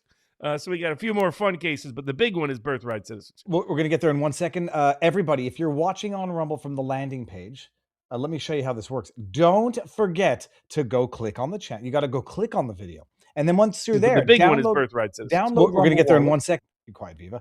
Download Rumble Wallet. And if you want to tip the channel, you can go here, scan a QR code, tip in Bitcoin, or I'll leave that up there for a few seconds, tip in XAUT, which is gold-backed, tethered crypto, tethered to the gold. If you want to redeem it, I'm told you can go to Switzerland. That's cool. Yeah, I don't know what gold's at now, but it was a good time to buy in when it had its dip. And yeah, if you want to support the channel that way, go to vivabarneslaw.locals.com. You can join us there for $10 a month if you want to be a paying member, $100 a year, or just as a non-paying member, where you can still get, I don't know, 90% of the stuff out there is not behind the supporter paywall, but some of it is, so we can thank our supporters who keep us independent and truly free. Robert says Chris Crafts, who's one of the ones that keeps us free. Hyphen, Bill Brown, Lefson, and the special SOV, we thank you. Stingray says, is there any particular reason Kalshi stays away from bets on the Middle East conflict? Yeah, I don't know that they had a market for boots on the ground, but I think betting on that is... Polymarket is the one that has a lot of those bets. Polymarket has the most, but Polymarket just has far more markets, period. But I think it's that Polymarket, if I'm not mistaken, is only crypto, right? You can't actually... it's supposed to be legal in the U.S. sometime this summer. Chris Kraft says, everyone... Is this not exactly what we expect with Viva and Barnes? Dang. That's I know is a compliment, so thank you. I put $30 on Schmidt It's a long shot, but 1,300 payout. Well, dude, I might put that on there. Chris Kraft says for Robert Barnes, called it again, jar. Chris Kraft says, Robert, we need Steve Baker to now report for Barnes and Barris's Lord have mercy consulting. Hold on, Yeah. Robert. I know that he would like one. Hold on, wait a minute. There you go. Lord have mercy. Okay. And on this good Easter Sunday. we got Andrew Yeah, Piscadlo. Donald Trump needs a Lord have mercy at the moment, I think. Pay for play Pam will always be a corrupt corporate whore who used the DOJ like a cash register, keeping the Epstein class covered along with counterfeit cash and not a crime to play. Blanche Dubois. Andrew Piscadlo says this. I'm reading a Rumble rant, a tip question. Updated Eternal Truth number 2. Ballantyne and Susan Yates are both corrupt, says Greg76. Chris Kraft, we are counting on it, Commodore. Okay, we got that. Will the damage of the last 8 months or so be mitigated to limit Democrats' margins in both the House and salvage 2028 JD? This is Jonathan. I was thinking, Robert, that it could be so disastrous that nobody's going to want to vote Democrat. And Marco Rubio, I don't think I have much. I mean, he might not be the best candidate, but he's kind of turned around this term. But it might just be so bad that people are going to look at JD as a Republican and say, that's the one. He's the moderate Republican because none of us want to vote Democrat. That's my white pill. Speaking of Rubio and some craziness, we got two, short topic transitions before we get to birthright citizenship in some big cases. The one is Secretary Rubio is apparently taking advice from Laura LaHoo-Zerr in abusing his State Department power in ways that's going to get him impeached, by the way. Which this time he's going after people that she says, get them deported. Take away their green card. Take away these people. This utter lunatic who, again, was the inspiration for the movie character Saw from the horror movie. You just got to take a look at her and you're like, whoa, yeah. She's out there trying to get... So the State Department's already been found by a judge to have violated the First Amendment rights of people in the way they're using their green card authority. Already happened multiple times. And so now Rubio decides now's a good time to double down by going after people because they have the name Soleimani in their name. It appears from published reports that these people aren't even related to him, that he has no cognizable legal grounds to get them in ways that is grounds to deport them. You don't just get to say, I don't like your green card, let's send them out, just because I don't like their speech. And then he's already under an injunction for violating people's First Amendment rights. Somebody get to Narco Marco and let him know, quit violating people's First Amendment rights when they have a green card. But the argument was, as far as I understood it, that they were the niece and granddaughter. Obviously, which it's like, so what? I mean, are we going back to Japanese detention camps? And by the way, that's in dispute whether, in fact, they actually are related to him. That's why, and I say, again, I say not fog of war, but trust everything with a great degree of don't trust anything. But the reporting is that it's niece, grandniece of slain Iranian general, whomever, whatever, arrested by ICE. Green card revoked. The argument is that they were actively promoting, supporting terrorism, saying death to America, America great Satan. Well, I mean, it's just death to America. All that speech. It's speech. So, I mean, how is it? Does someone have to put to take Marco and send him down to Guantanamo and black bag him to educate him on the First Amendment? He's already been found by multiple judges, including Reagan appointees, that he is routinely and repeatedly and flagrantly violating First Amendment rights because of speech for the Israel lobby. And now he's going to go after people criticizing the Iran war. Even though that has been far from clear, he's just going to overnight, I'm going to take away. This was clearly Laura LaHoo-Zerr saying, hey, please take a, and now she's saying it about Dr. Parsi. She's saying, take away his too. Take away all of my critics' rights. We should deport Laura Loomer so that her nut loony ass won't be contaminating our politics. To whatever alien nation her ugly ass came from. But this is this is flagrant violations. These are impeachable acts by Rubio. Multiple judges have said he constantly, routinely violates First Amendment rights based on speech he doesn't like. And it's almost all connected to the Israel lobby. This is, and going out and bragging about this, was there any due process here? Doesn't appear to have been any. He's violating First Amendment rights, Fifth Amendment rights. Get off your rear and do something other than be the Israel Secretary of State. This is what really irritates me, and I'm not going to unleash on Repix 2897. You are here on a green card. We don't have to keep you. This is literally what I presume it means when you are enacting a law based on speech. When Congress reprimands you, it's a privilege that they afforded to you. If they decide to, I don't know how you revoke a green card when it's been issued, because you have to do certain There's things a like, whole process that well, that's he's it, violates completely the, ignoring, and you can't use someone's speech as the basis of it. and This has this is been where, adjudicated by the Supreme Court of the United States in the Bridges case that we've talked about multiple yep. times more than 80 years ago. This is flagrant violation of the Constitution, flagrant illegal activities by the Secretary of State. Stop it. Stop listening to that lunatic. Laura Loomer's a lunatic. She's a nut job. She's corrupt. She's probably an unregistered foreign agent. She probably belongs in a federal prison. But it's he looks like a joke. I mean, I get, why do I call him Narco Marco? Because all of his family wealth comes from being tied to the cocaine cowboys. That's who Marco Rubio really is. The people like me will never, ever vote for Marco Rubio for president, period. No, there'll be a cold day in hell before people like me would. But this is disgraceful. This is a flagrant First Amendment violation by an administration that was elected to stop First Amendment violations. That is what drives me a little bit crazy, where everyone's like, you're on a visa, it's a privilege. Yeah, you're on a visa. Legal residents of the United States, and that includes people on visas issued by the states and green cards, have constitutional rights. They might be different depending on certain things. And true, if you say great Satan and death to America, I mean, arguably that's going to maybe contradict certain statements you made on your visa application, but you still have the hearing there. What I love is that, when I was being very critical of the Biden administration and very supportive of the January 6ers, and even then at one point arguing that they should all get pardons, even the violent offenders, I was thinking, like, if Kamala Harris gets elected, she might just willy-nilly declare that that's supporting insurrectionist behavior and come down on me. Watching people on the right now say the same things to me, Robert, the comments that I got for just the clips and the having on Joe Kent and saying, go back to Canada, get the F out of here. You're here on a privilege and we can just willy-nilly get you. It's like, don't you understand? You have literally become the left type enemy to free speech. Oh, it's not free speech. You can say what you want, but we don't have to have you here. There are constitutional rights to legal residents, including freedom of speech. And when you are talking about sanctions because of your speech from government privileges or whatever, you're literally becoming the enemy that was the atrocious element of the left. And it drives me nuts to see people reflexively doing this now and then justifying it. Like, all right, if they support terrorism, it was the issue with the guy on the campus guy when he was what was his name? Which, by the way, it turned out their evidence was crap for. Yeah, well, I mean, we got that one video. That's why they lost. I mean, this is just becoming disgraceful. I mean, turns out they took their list of people to deport from the Israel lobby. They did no independent investigation at all. It was just embarrassing. And people are like, well, it's only the purebloods that matter. Well, 99.99999% of you out there ain't as pure blood as I am. So if we're going to go with that standard, I'm kicking your ass out too. Because my family goes back to the beginning of this country, the very foundation of this country.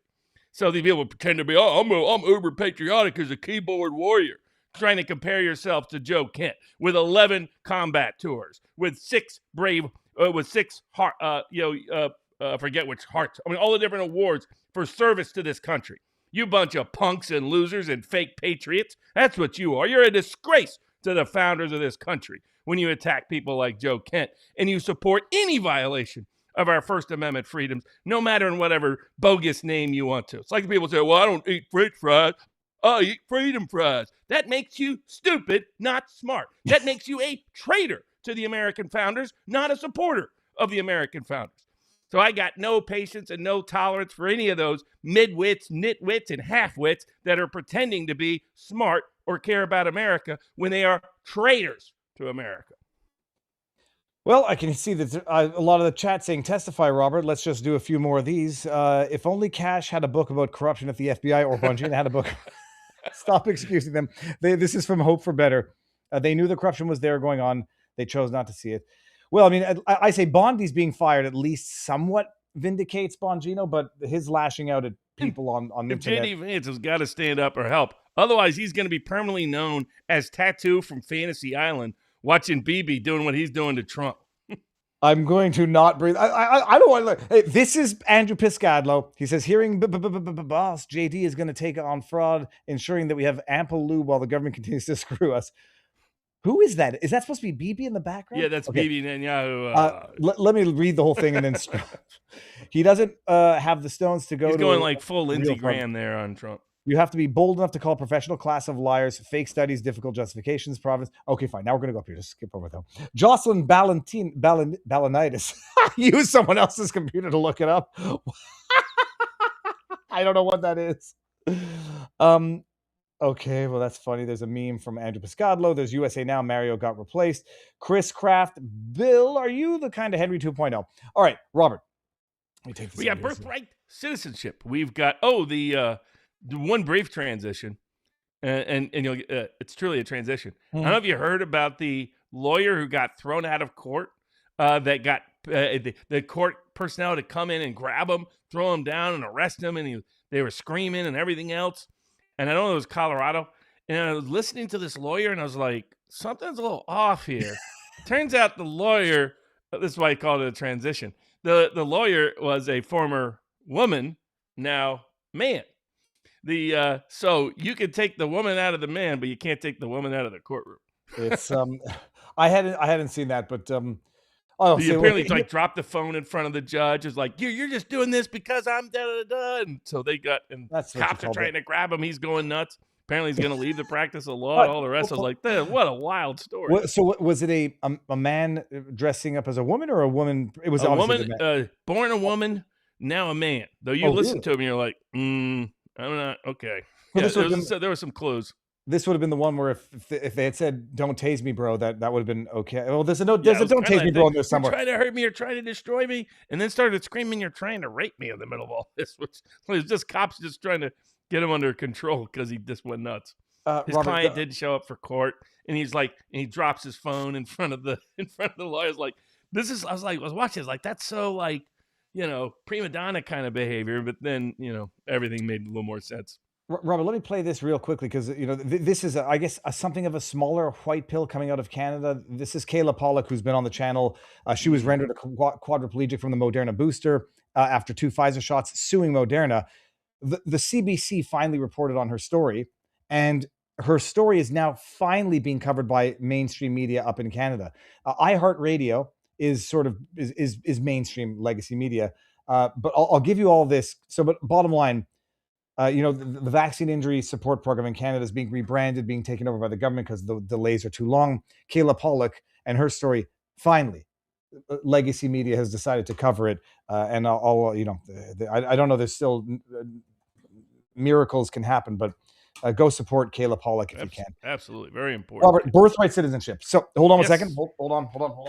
Have you heard the oral argument this week? Was so the fundamental question is the president has said that on a go-forward basis that the people would not be recognized to be a citizen of the United States unless they went through the naturalization process or their parents were citizens of the United States. The question is, prior to that, so this case does not impact anybody that has citizenship previously from being born in the United States. Only going forward, if they were born in the United States, do they automatically get citizenship even if both of their parents are not citizens or even legally present in the United States? That was the question before the Supreme Court. First of all, General Sauer, he seems to be a very, very smart man. I mean, in as much as you can detect anything from his arguments, smart, thinks quickly on his feet, seems principled. I haven't heard him say anything stupid or remotely compromising of the position. He was amazing. The argument, as you mentioned, he was clear to specify this is all prospective. This is not retroactive because retroactive criminal law is, or this would be effectively criminal, would be fundamentally unfair. You'd go and strip people of citizenship that they got under the existing laws at the time, which would create an even bigger problem and give an even bigger excuse to the judges to come to the conclusions that it sounds like a lot of them want to come to. The question was birthright citizenship. John Eastman was on the channel. Was it Jeff Clark or John Eastman? It was John Eastman. Eastman came on with the debate. I mean, I don't think he. Yes, yes. It was In okay. our I'm just, debate with him on yeah. birthright citizenship. So Eastman came up, put out a very compelling argument, one that was so compelling it was I was convinced that he's right and not you, Robert. But that being said, so they argued effectively what Eastman argued here, which was that this was intended to refer to people who were subject to the jurisdiction, and that was intending to cover people who were here lawfully, not of the exceptions that were already provided, and that people who are And they here had illegally. intent to stay here, Now, to be here. the question is, how quickly or succinctly can you summarize the Wong Kim arc, which seemed to be the precedent that they were all arguing from in that case? So what happened was Wong Kim Ark was a person who was born in the United States to two parents who were from China, who were here legally but could not become citizens of the United States because of the Chinese Exclusion Acts passed in the late 19th century. That a lot of Chinese workers came to work in places like San Francisco, came to work on the railroads, and that there was a lot of labor hostility, Irish and others who felt they were being replaced by these Chinese workers. And it was one of the first primary immigration exclusion laws ever in the United States history. So they were legally okay to be here, but they could not become citizens. He left the son who was born in the United States to these people that were legally here but not citizens. Left went back to China, and then when he came back to the United States, he was blocked from entry. They said, "You're not a citizen. You can't be a citizen because you were born to Chinese parents who were not citizens and couldn't be legally." He took his case up to the Supreme Court of the United States. The Supreme Court determined that, yes, he was a citizen because he was born in the United States. The question was, how much did it matter that he was born to two parents who the only reason they weren't citizens was the Chinese exclusion laws, not because they were illegally present in the United States? And the argument that Professor Eastman fashioned over the last 2 years is that domicile was essential to the decision because it's cited about 25 times in the case. The argument on the other side was that the specific language of the holding doesn't reference domicile. It says born in the United States unless you're part of an exclusion. They took, so the 14th Amendment says if you're born in the United States and subject to the jurisdiction thereof, you are a U.S. citizen constitutionally. The question was, what does that subject to the jurisdiction exception mean? And after Wong Kim Ark, it was interpreted in the most limited way to mean subject to the jurisdiction only applied to untaxed Indians, to invading armies, to foreign diplomats, to people that were quite literally not subject to the territorial jurisdiction of the United States. Okay, but hold on a second. But natives or Native Americans who have children, they are citizens of the United States, whereas diplomats who have children are not. No, So it depends. Many often the answer is no. In fact, what was interesting is that question went unanswered in the oral argument because even it was the one question General Sauer was not ready for.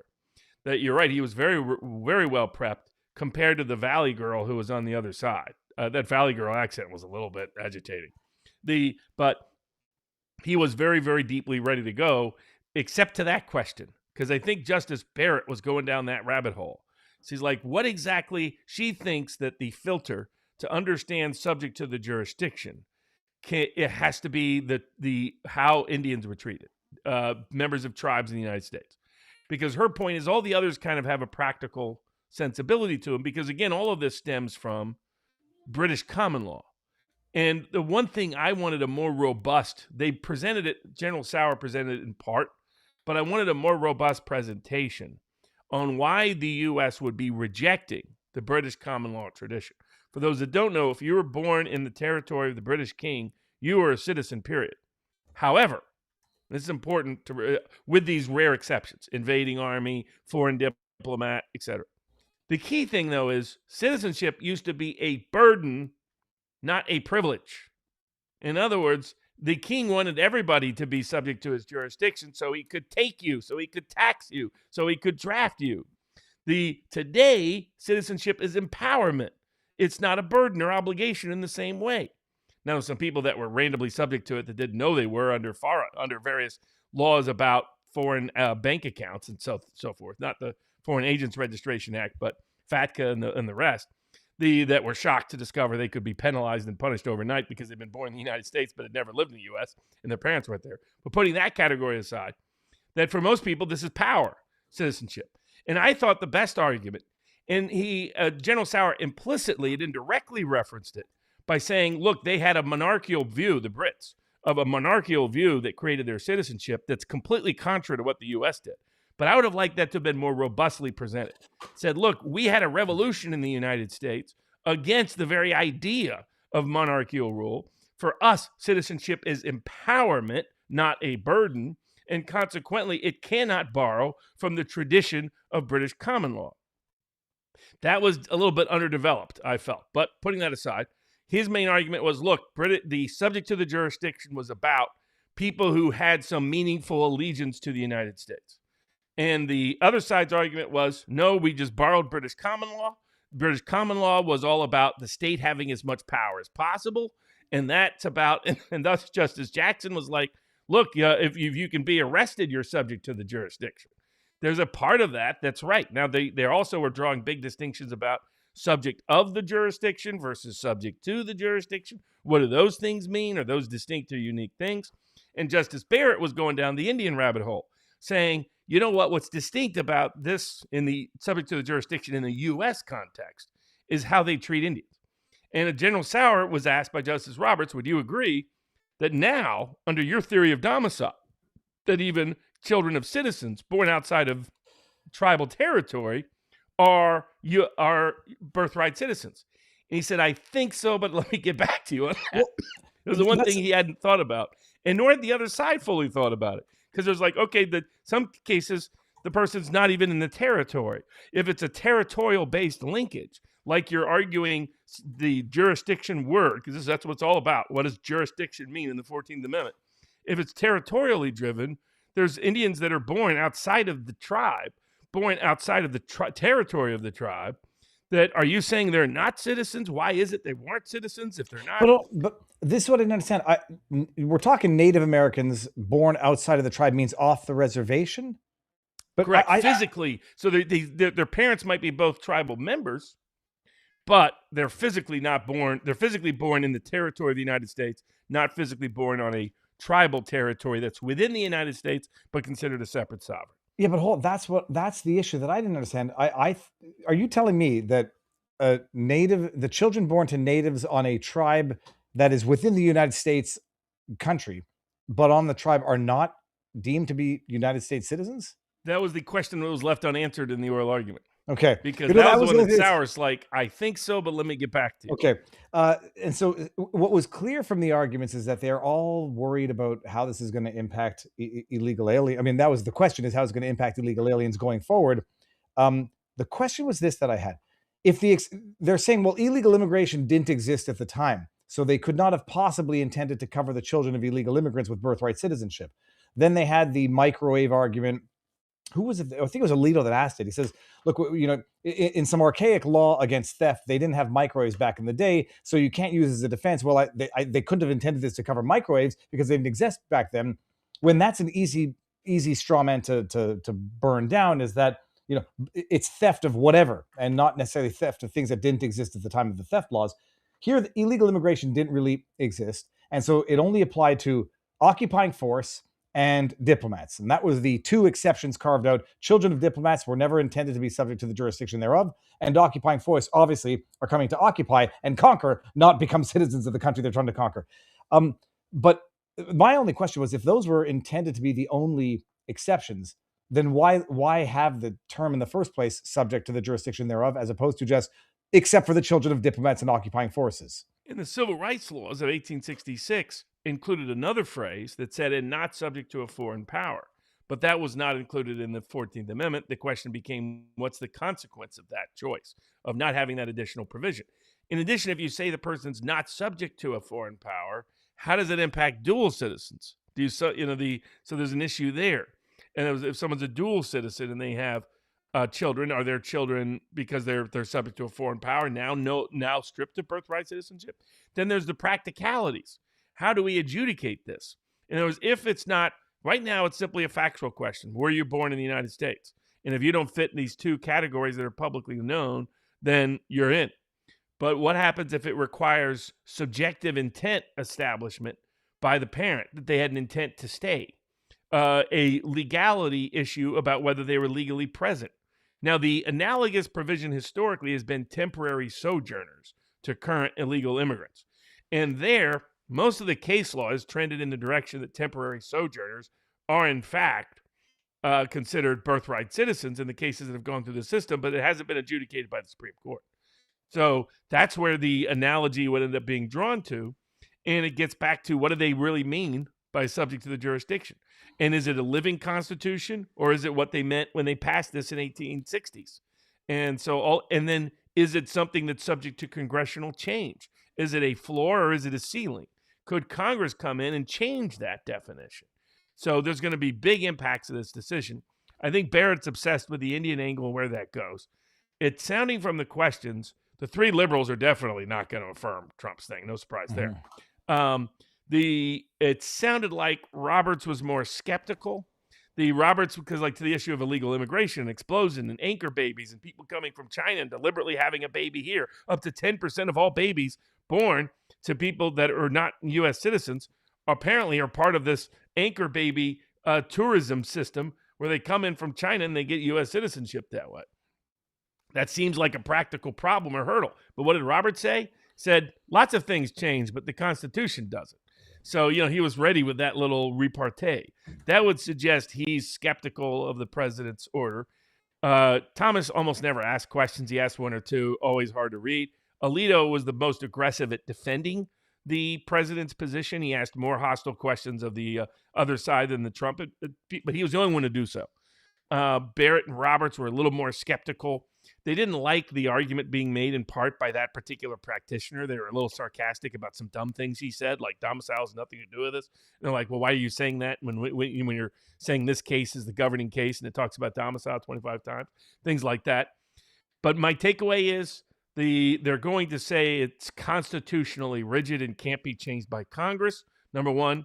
And number two, they're going to have a broad determination that does not uphold the president's executive order that says a person is a citizen by birth within the United States unless they fit in these very limited exceptions of ambassador's kid, certain kinds of Indians. They're going to try to figure that part out. And then the invading army. And they'll say the only way to change that is by amending the Constitution itself. So the next place the issue of birthright citizenship is likely to go won't be legislative remedy or executive remedy. It will be full amend the Constitution to make clear that just being born here doesn't make you a citizen here, which would normalize it with most of the rest of the world, which also says just being born there on the territory, just soli as it's called, doesn't make you a citizen. It only does here, the U.S., and a few other countries in the world. What I loved, I think it was Kagan asking, I think it was, unless I misunderstood the question, it was the dumbest question I've ever heard, where she said, well, obviously it doesn't apply to temporary sojourners who are not here with any intent of permanency. And so if they have a kid here, it wouldn't apply to them, but it would apply to illegals because they're here illegally with the, intention of permanency. On the domicile intent, the part of domicile that says if you have an intent to stay, then that would make you there. Well, and that wouldn't make in my view is they're going to have to say, if they don't say temporary sojourners children are citizens, then the Trump's executive order has a very good chance of being affirmed. I think they're going to go the other way just based on the number of questions that were asked. Mm-hmm. But the practicalities that they have concerns with. How would you implement this? And largely because most of the legal scholarship, not all by any stretch, but most of it has assumed that birthright citizenship existed in the United States for the better part of the last century. No, I just love that question where it says, okay, well, illegals have the intention of remaining permanently. And then I think it was now Alito afterwards who said, well, to rebut that, if they live here knowing that at any point in time they can be lawfully removed, it's hard to argue that they have a sense of permanency. It's the way I would have put it was trespasser. Trespassers can't have allegiance to the country. Well, any more than squatters can have a right to the premises, but to the property. Unless you're in California, then that's a special gift. But as you go in and you squat and you get to steal people's property that way. Robert, okay, let's do. How many more do we have before we start? So we got mostly smaller cases. Delayed James O'Keefe, which we got to get. Yeah, to. Delayed and dismissal. James O'Keefe's Second Amendment. The Chaz verdict. the kid who died there, whether the Bulls player has a right to bring a religious discrimination suit. The board question about unlimited becoming limited on your data plan from the phone, and the Sony settlement on PlayStations, and last but not least, the Maui doctor who's pleading self-defense. She was trying to push me off that ledge, not me trying to push her off that ledge. We're going to do, we'll do one more big one here, the James O'Keefe, then we'll do the rest over at the after party on locals. Robert, I have to, start this again. You need to see the original video in order to understand where this is going. This was now a month ago, give or take. James O'Keefe caught Matthew, what's his name on? Timrand, not a man, pretending to be a man, feigning to be a man, acting like a man, but not really a man. All variations like that will work. He's the guy who who was hell bent on getting James kicked out of his own company. Got him. They had their what was it called, struggle session, when they basically brought James O'Keefe in and said, we've got to let you go. Employees are complaining about you. You're a terrible boss, a mean boss, yada yada. We're going to kick you out of the company. They kick him out of the company. Let me bring this up for 1 second. And as could obviously be predicted, James O'Keefe was the company. Whether or not you like James O'Keefe, whether or not he's got his own foibles as a human, whether or not he's got his own idiosyncrasies as the type of person who does what he does, I have no doubt he's probably difficult to work under, that he is a very demanding person, and he's very unique in what he does. Not everybody could do it. He leaves the company. This was called Project Veritas at the time. And everybody takes their money, the donors, saying, we're getting the F out of here. And then Timrand, who realizes now he's just put in the death nail to Project Veritas, which might have been the purpose, then tries to go out, get an injunction against James O'Keefe so that he can't start his own company, a new company, can't accept donations without even soliciting them, because that might violate a non-compete provision, which you don't get to enforce when you fire the employee. Set all that aside. Apparently, let's see, we're gonna play this. Listen to this. Bad because he was your friend. I would kill him because he is one of the most evil people I've ever known. This guy shot up my book and bragged that he wants to kill me. There's a bullet right through my heart. The second I saw him get shot, I wished, that was my immediate first reaction, was why couldn't it have been okay? Okay, so he got this on camera because a journalist got this footage of Matthew Timrand on footage saying, now, whether or not it's hyperbolic, you don't talk like that. Don't even wish that type of juju in the universe. But he said it quite clearly. Whether you take it literally or not, that's now the expose. It comes out like a few days ago. James gets not raided, rather he gets served while he's alive with some restraining order from a domestic violence case in Miami that Matthew Timrand filed. I don't know the exact procedural posture, but they're going back to court on May 11th, and I think I'm going to be there to hear the hearing. But Timrand accuses James O'Keefe of some form of domestic violence where he had to get a restraining order against James O'Keefe, even though apparently the only person threatening anybody here is Matthew to James O'Keefe. James gets served with this. They wanted to confiscate his guns because of the allegations of some form of harassment or stalking. The irony is, I said this, they want to put people in vulnerable positions so that they can then become targets. And if it's known publicly that James O'Keefe is not packing, can't legally have a gun, that makes him much more of a vulnerable target. And I got to do a little bit more of I say not a deep dive. I just got to catch up on this story, but that's basically where it's at right now. There's an emergency reply to the injunction that James O'Keefe has filed, and it's going to be presented on May 11th. It's a domestic violence in a family court case in Miami. And I don't even understand how the procedural posture got down. That's what I know thus far, and I haven't been able to look through James O'Keefe's emergency reply filing. What the hell's going on? For lack of a better question. The first problem. So I was one of the first lawyers in the country to use orders of protection. So they passed federal laws to provide expedited relief for victims of domestic violence and domestic abuse. And one of the things the Democrats did was they included a provision that allowed you to take away a person's Second Amendment rights if they had such an order of protection issued against them. That's always been a problem. It was such a nightmare that in rural Tennessee courts, all the benefits of an order of protection would not accrue to usually the daughter, the son, the wife, the partner, would not accrue to them because courts didn't want to take away somebody's Second Amendment rights. So I kept telling my lefty friends this backfired, was a bad idea anyway. But it's gotten worse. And the way it's gotten worse is a lot of due process protections don't apply. They've expanded the scope of Second Amendment violations by having red flag laws attached to this. So basically, if you get committed to a mental institution, take away your gun. Somebody says that you're a threat to somebody, take away your gun. These are these red flag laws.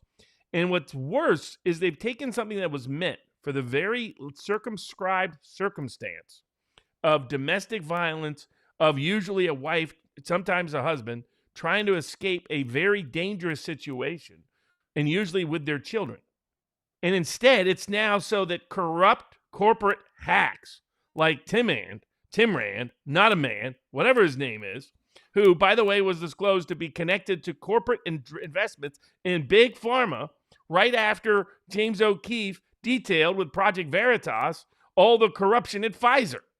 So this guy, I said at the time, I strongly suspected a Pfizer connection to him, to James O'Keefe being run out of the foundation he created, the organization he started, that he made real as a real, powerful, undercover, investigative, journalistic organization.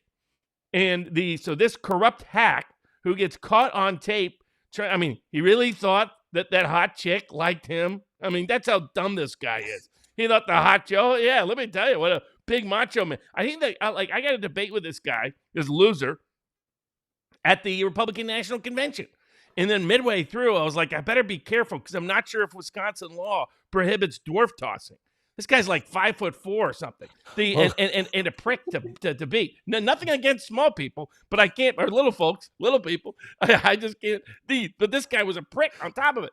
So I was like, I'm going to be accused of something. So this guy is violating James O'Keefe's First Amendment rights, documenting and detailing his activities by not allowing him to be an investigative undercover journalist or anybody connected to him to be one, by getting a temporary restraining order meant for wives and children that were never even meant for this. So they keep expanding who can get an order of protection. They keep expanding its First and Second Amendment loopholes. And it's so egregious that it's happening in James O'Keefe's case, that it's First Amendment. This is prior restraint on protected speech activities. Imagine if you could stop a reporter from ever being able to go undercover by just getting a restraining order against them. The Supreme Court said you couldn't get a restraining order on the Pentagon Papers during an act of war. How is this crazy Miami judge thinking you could do it for some corrupt corporate whore like Tim Rand is? So this is, and then taking away his Second Amendment rights to boot, this is an embarrassment to the Florida courts. And where the heck is DeSantis? Is he asleep at the wheel? I thought he was supposed to enforce the First Amendment in Florida, supposed to enforce the Second Amendment in Florida. That's why James O'Keefe moved from New York down to Florida. And it turns out in Miami, they're doing no better than New York at protecting First and Second Amendment rights. No, it's wild. I've got to get clear on the procedural posture as to how he ended up in some form of a family court, which is... Oh, it's because it's called that. But you no longer have to have a family relationship. You just have to say, this person is harassing me. That's it. Boom. Bang. You're and all the orders will say domestic violence orders, the Ben Shuf case. One of the main people coming after him had no family relationship with him at all. It's because they've taken these laws because of how powerful they were, and they were meant for poor victim of domestic abuse, right about to die, something terrible happened, we got to stop the crime, we got to protect the kids, and then they're throwing everybody into it. It never should have happened. It was a bad law in the first place. To have gone down this path, but that's what we're dealing with. And now we're seeing the worst effects of it on First and Second Amendment rights of James O'Keefe being violated. Okay, we're going to locals. I'm going to figure out who we raid. This is the link to locals. Robert, before we leave the biggest part of the crowd, what do you have coming up this week?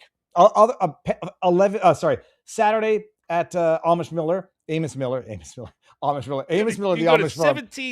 1776lawcenter.com, and you can still get tickets for one more day to the my 52nd birthday party fundraiser for 1776 Law Center at Amos Miller, Amish farmer Amos Miller's home. That it's going to be his own food. His own family has cooked it.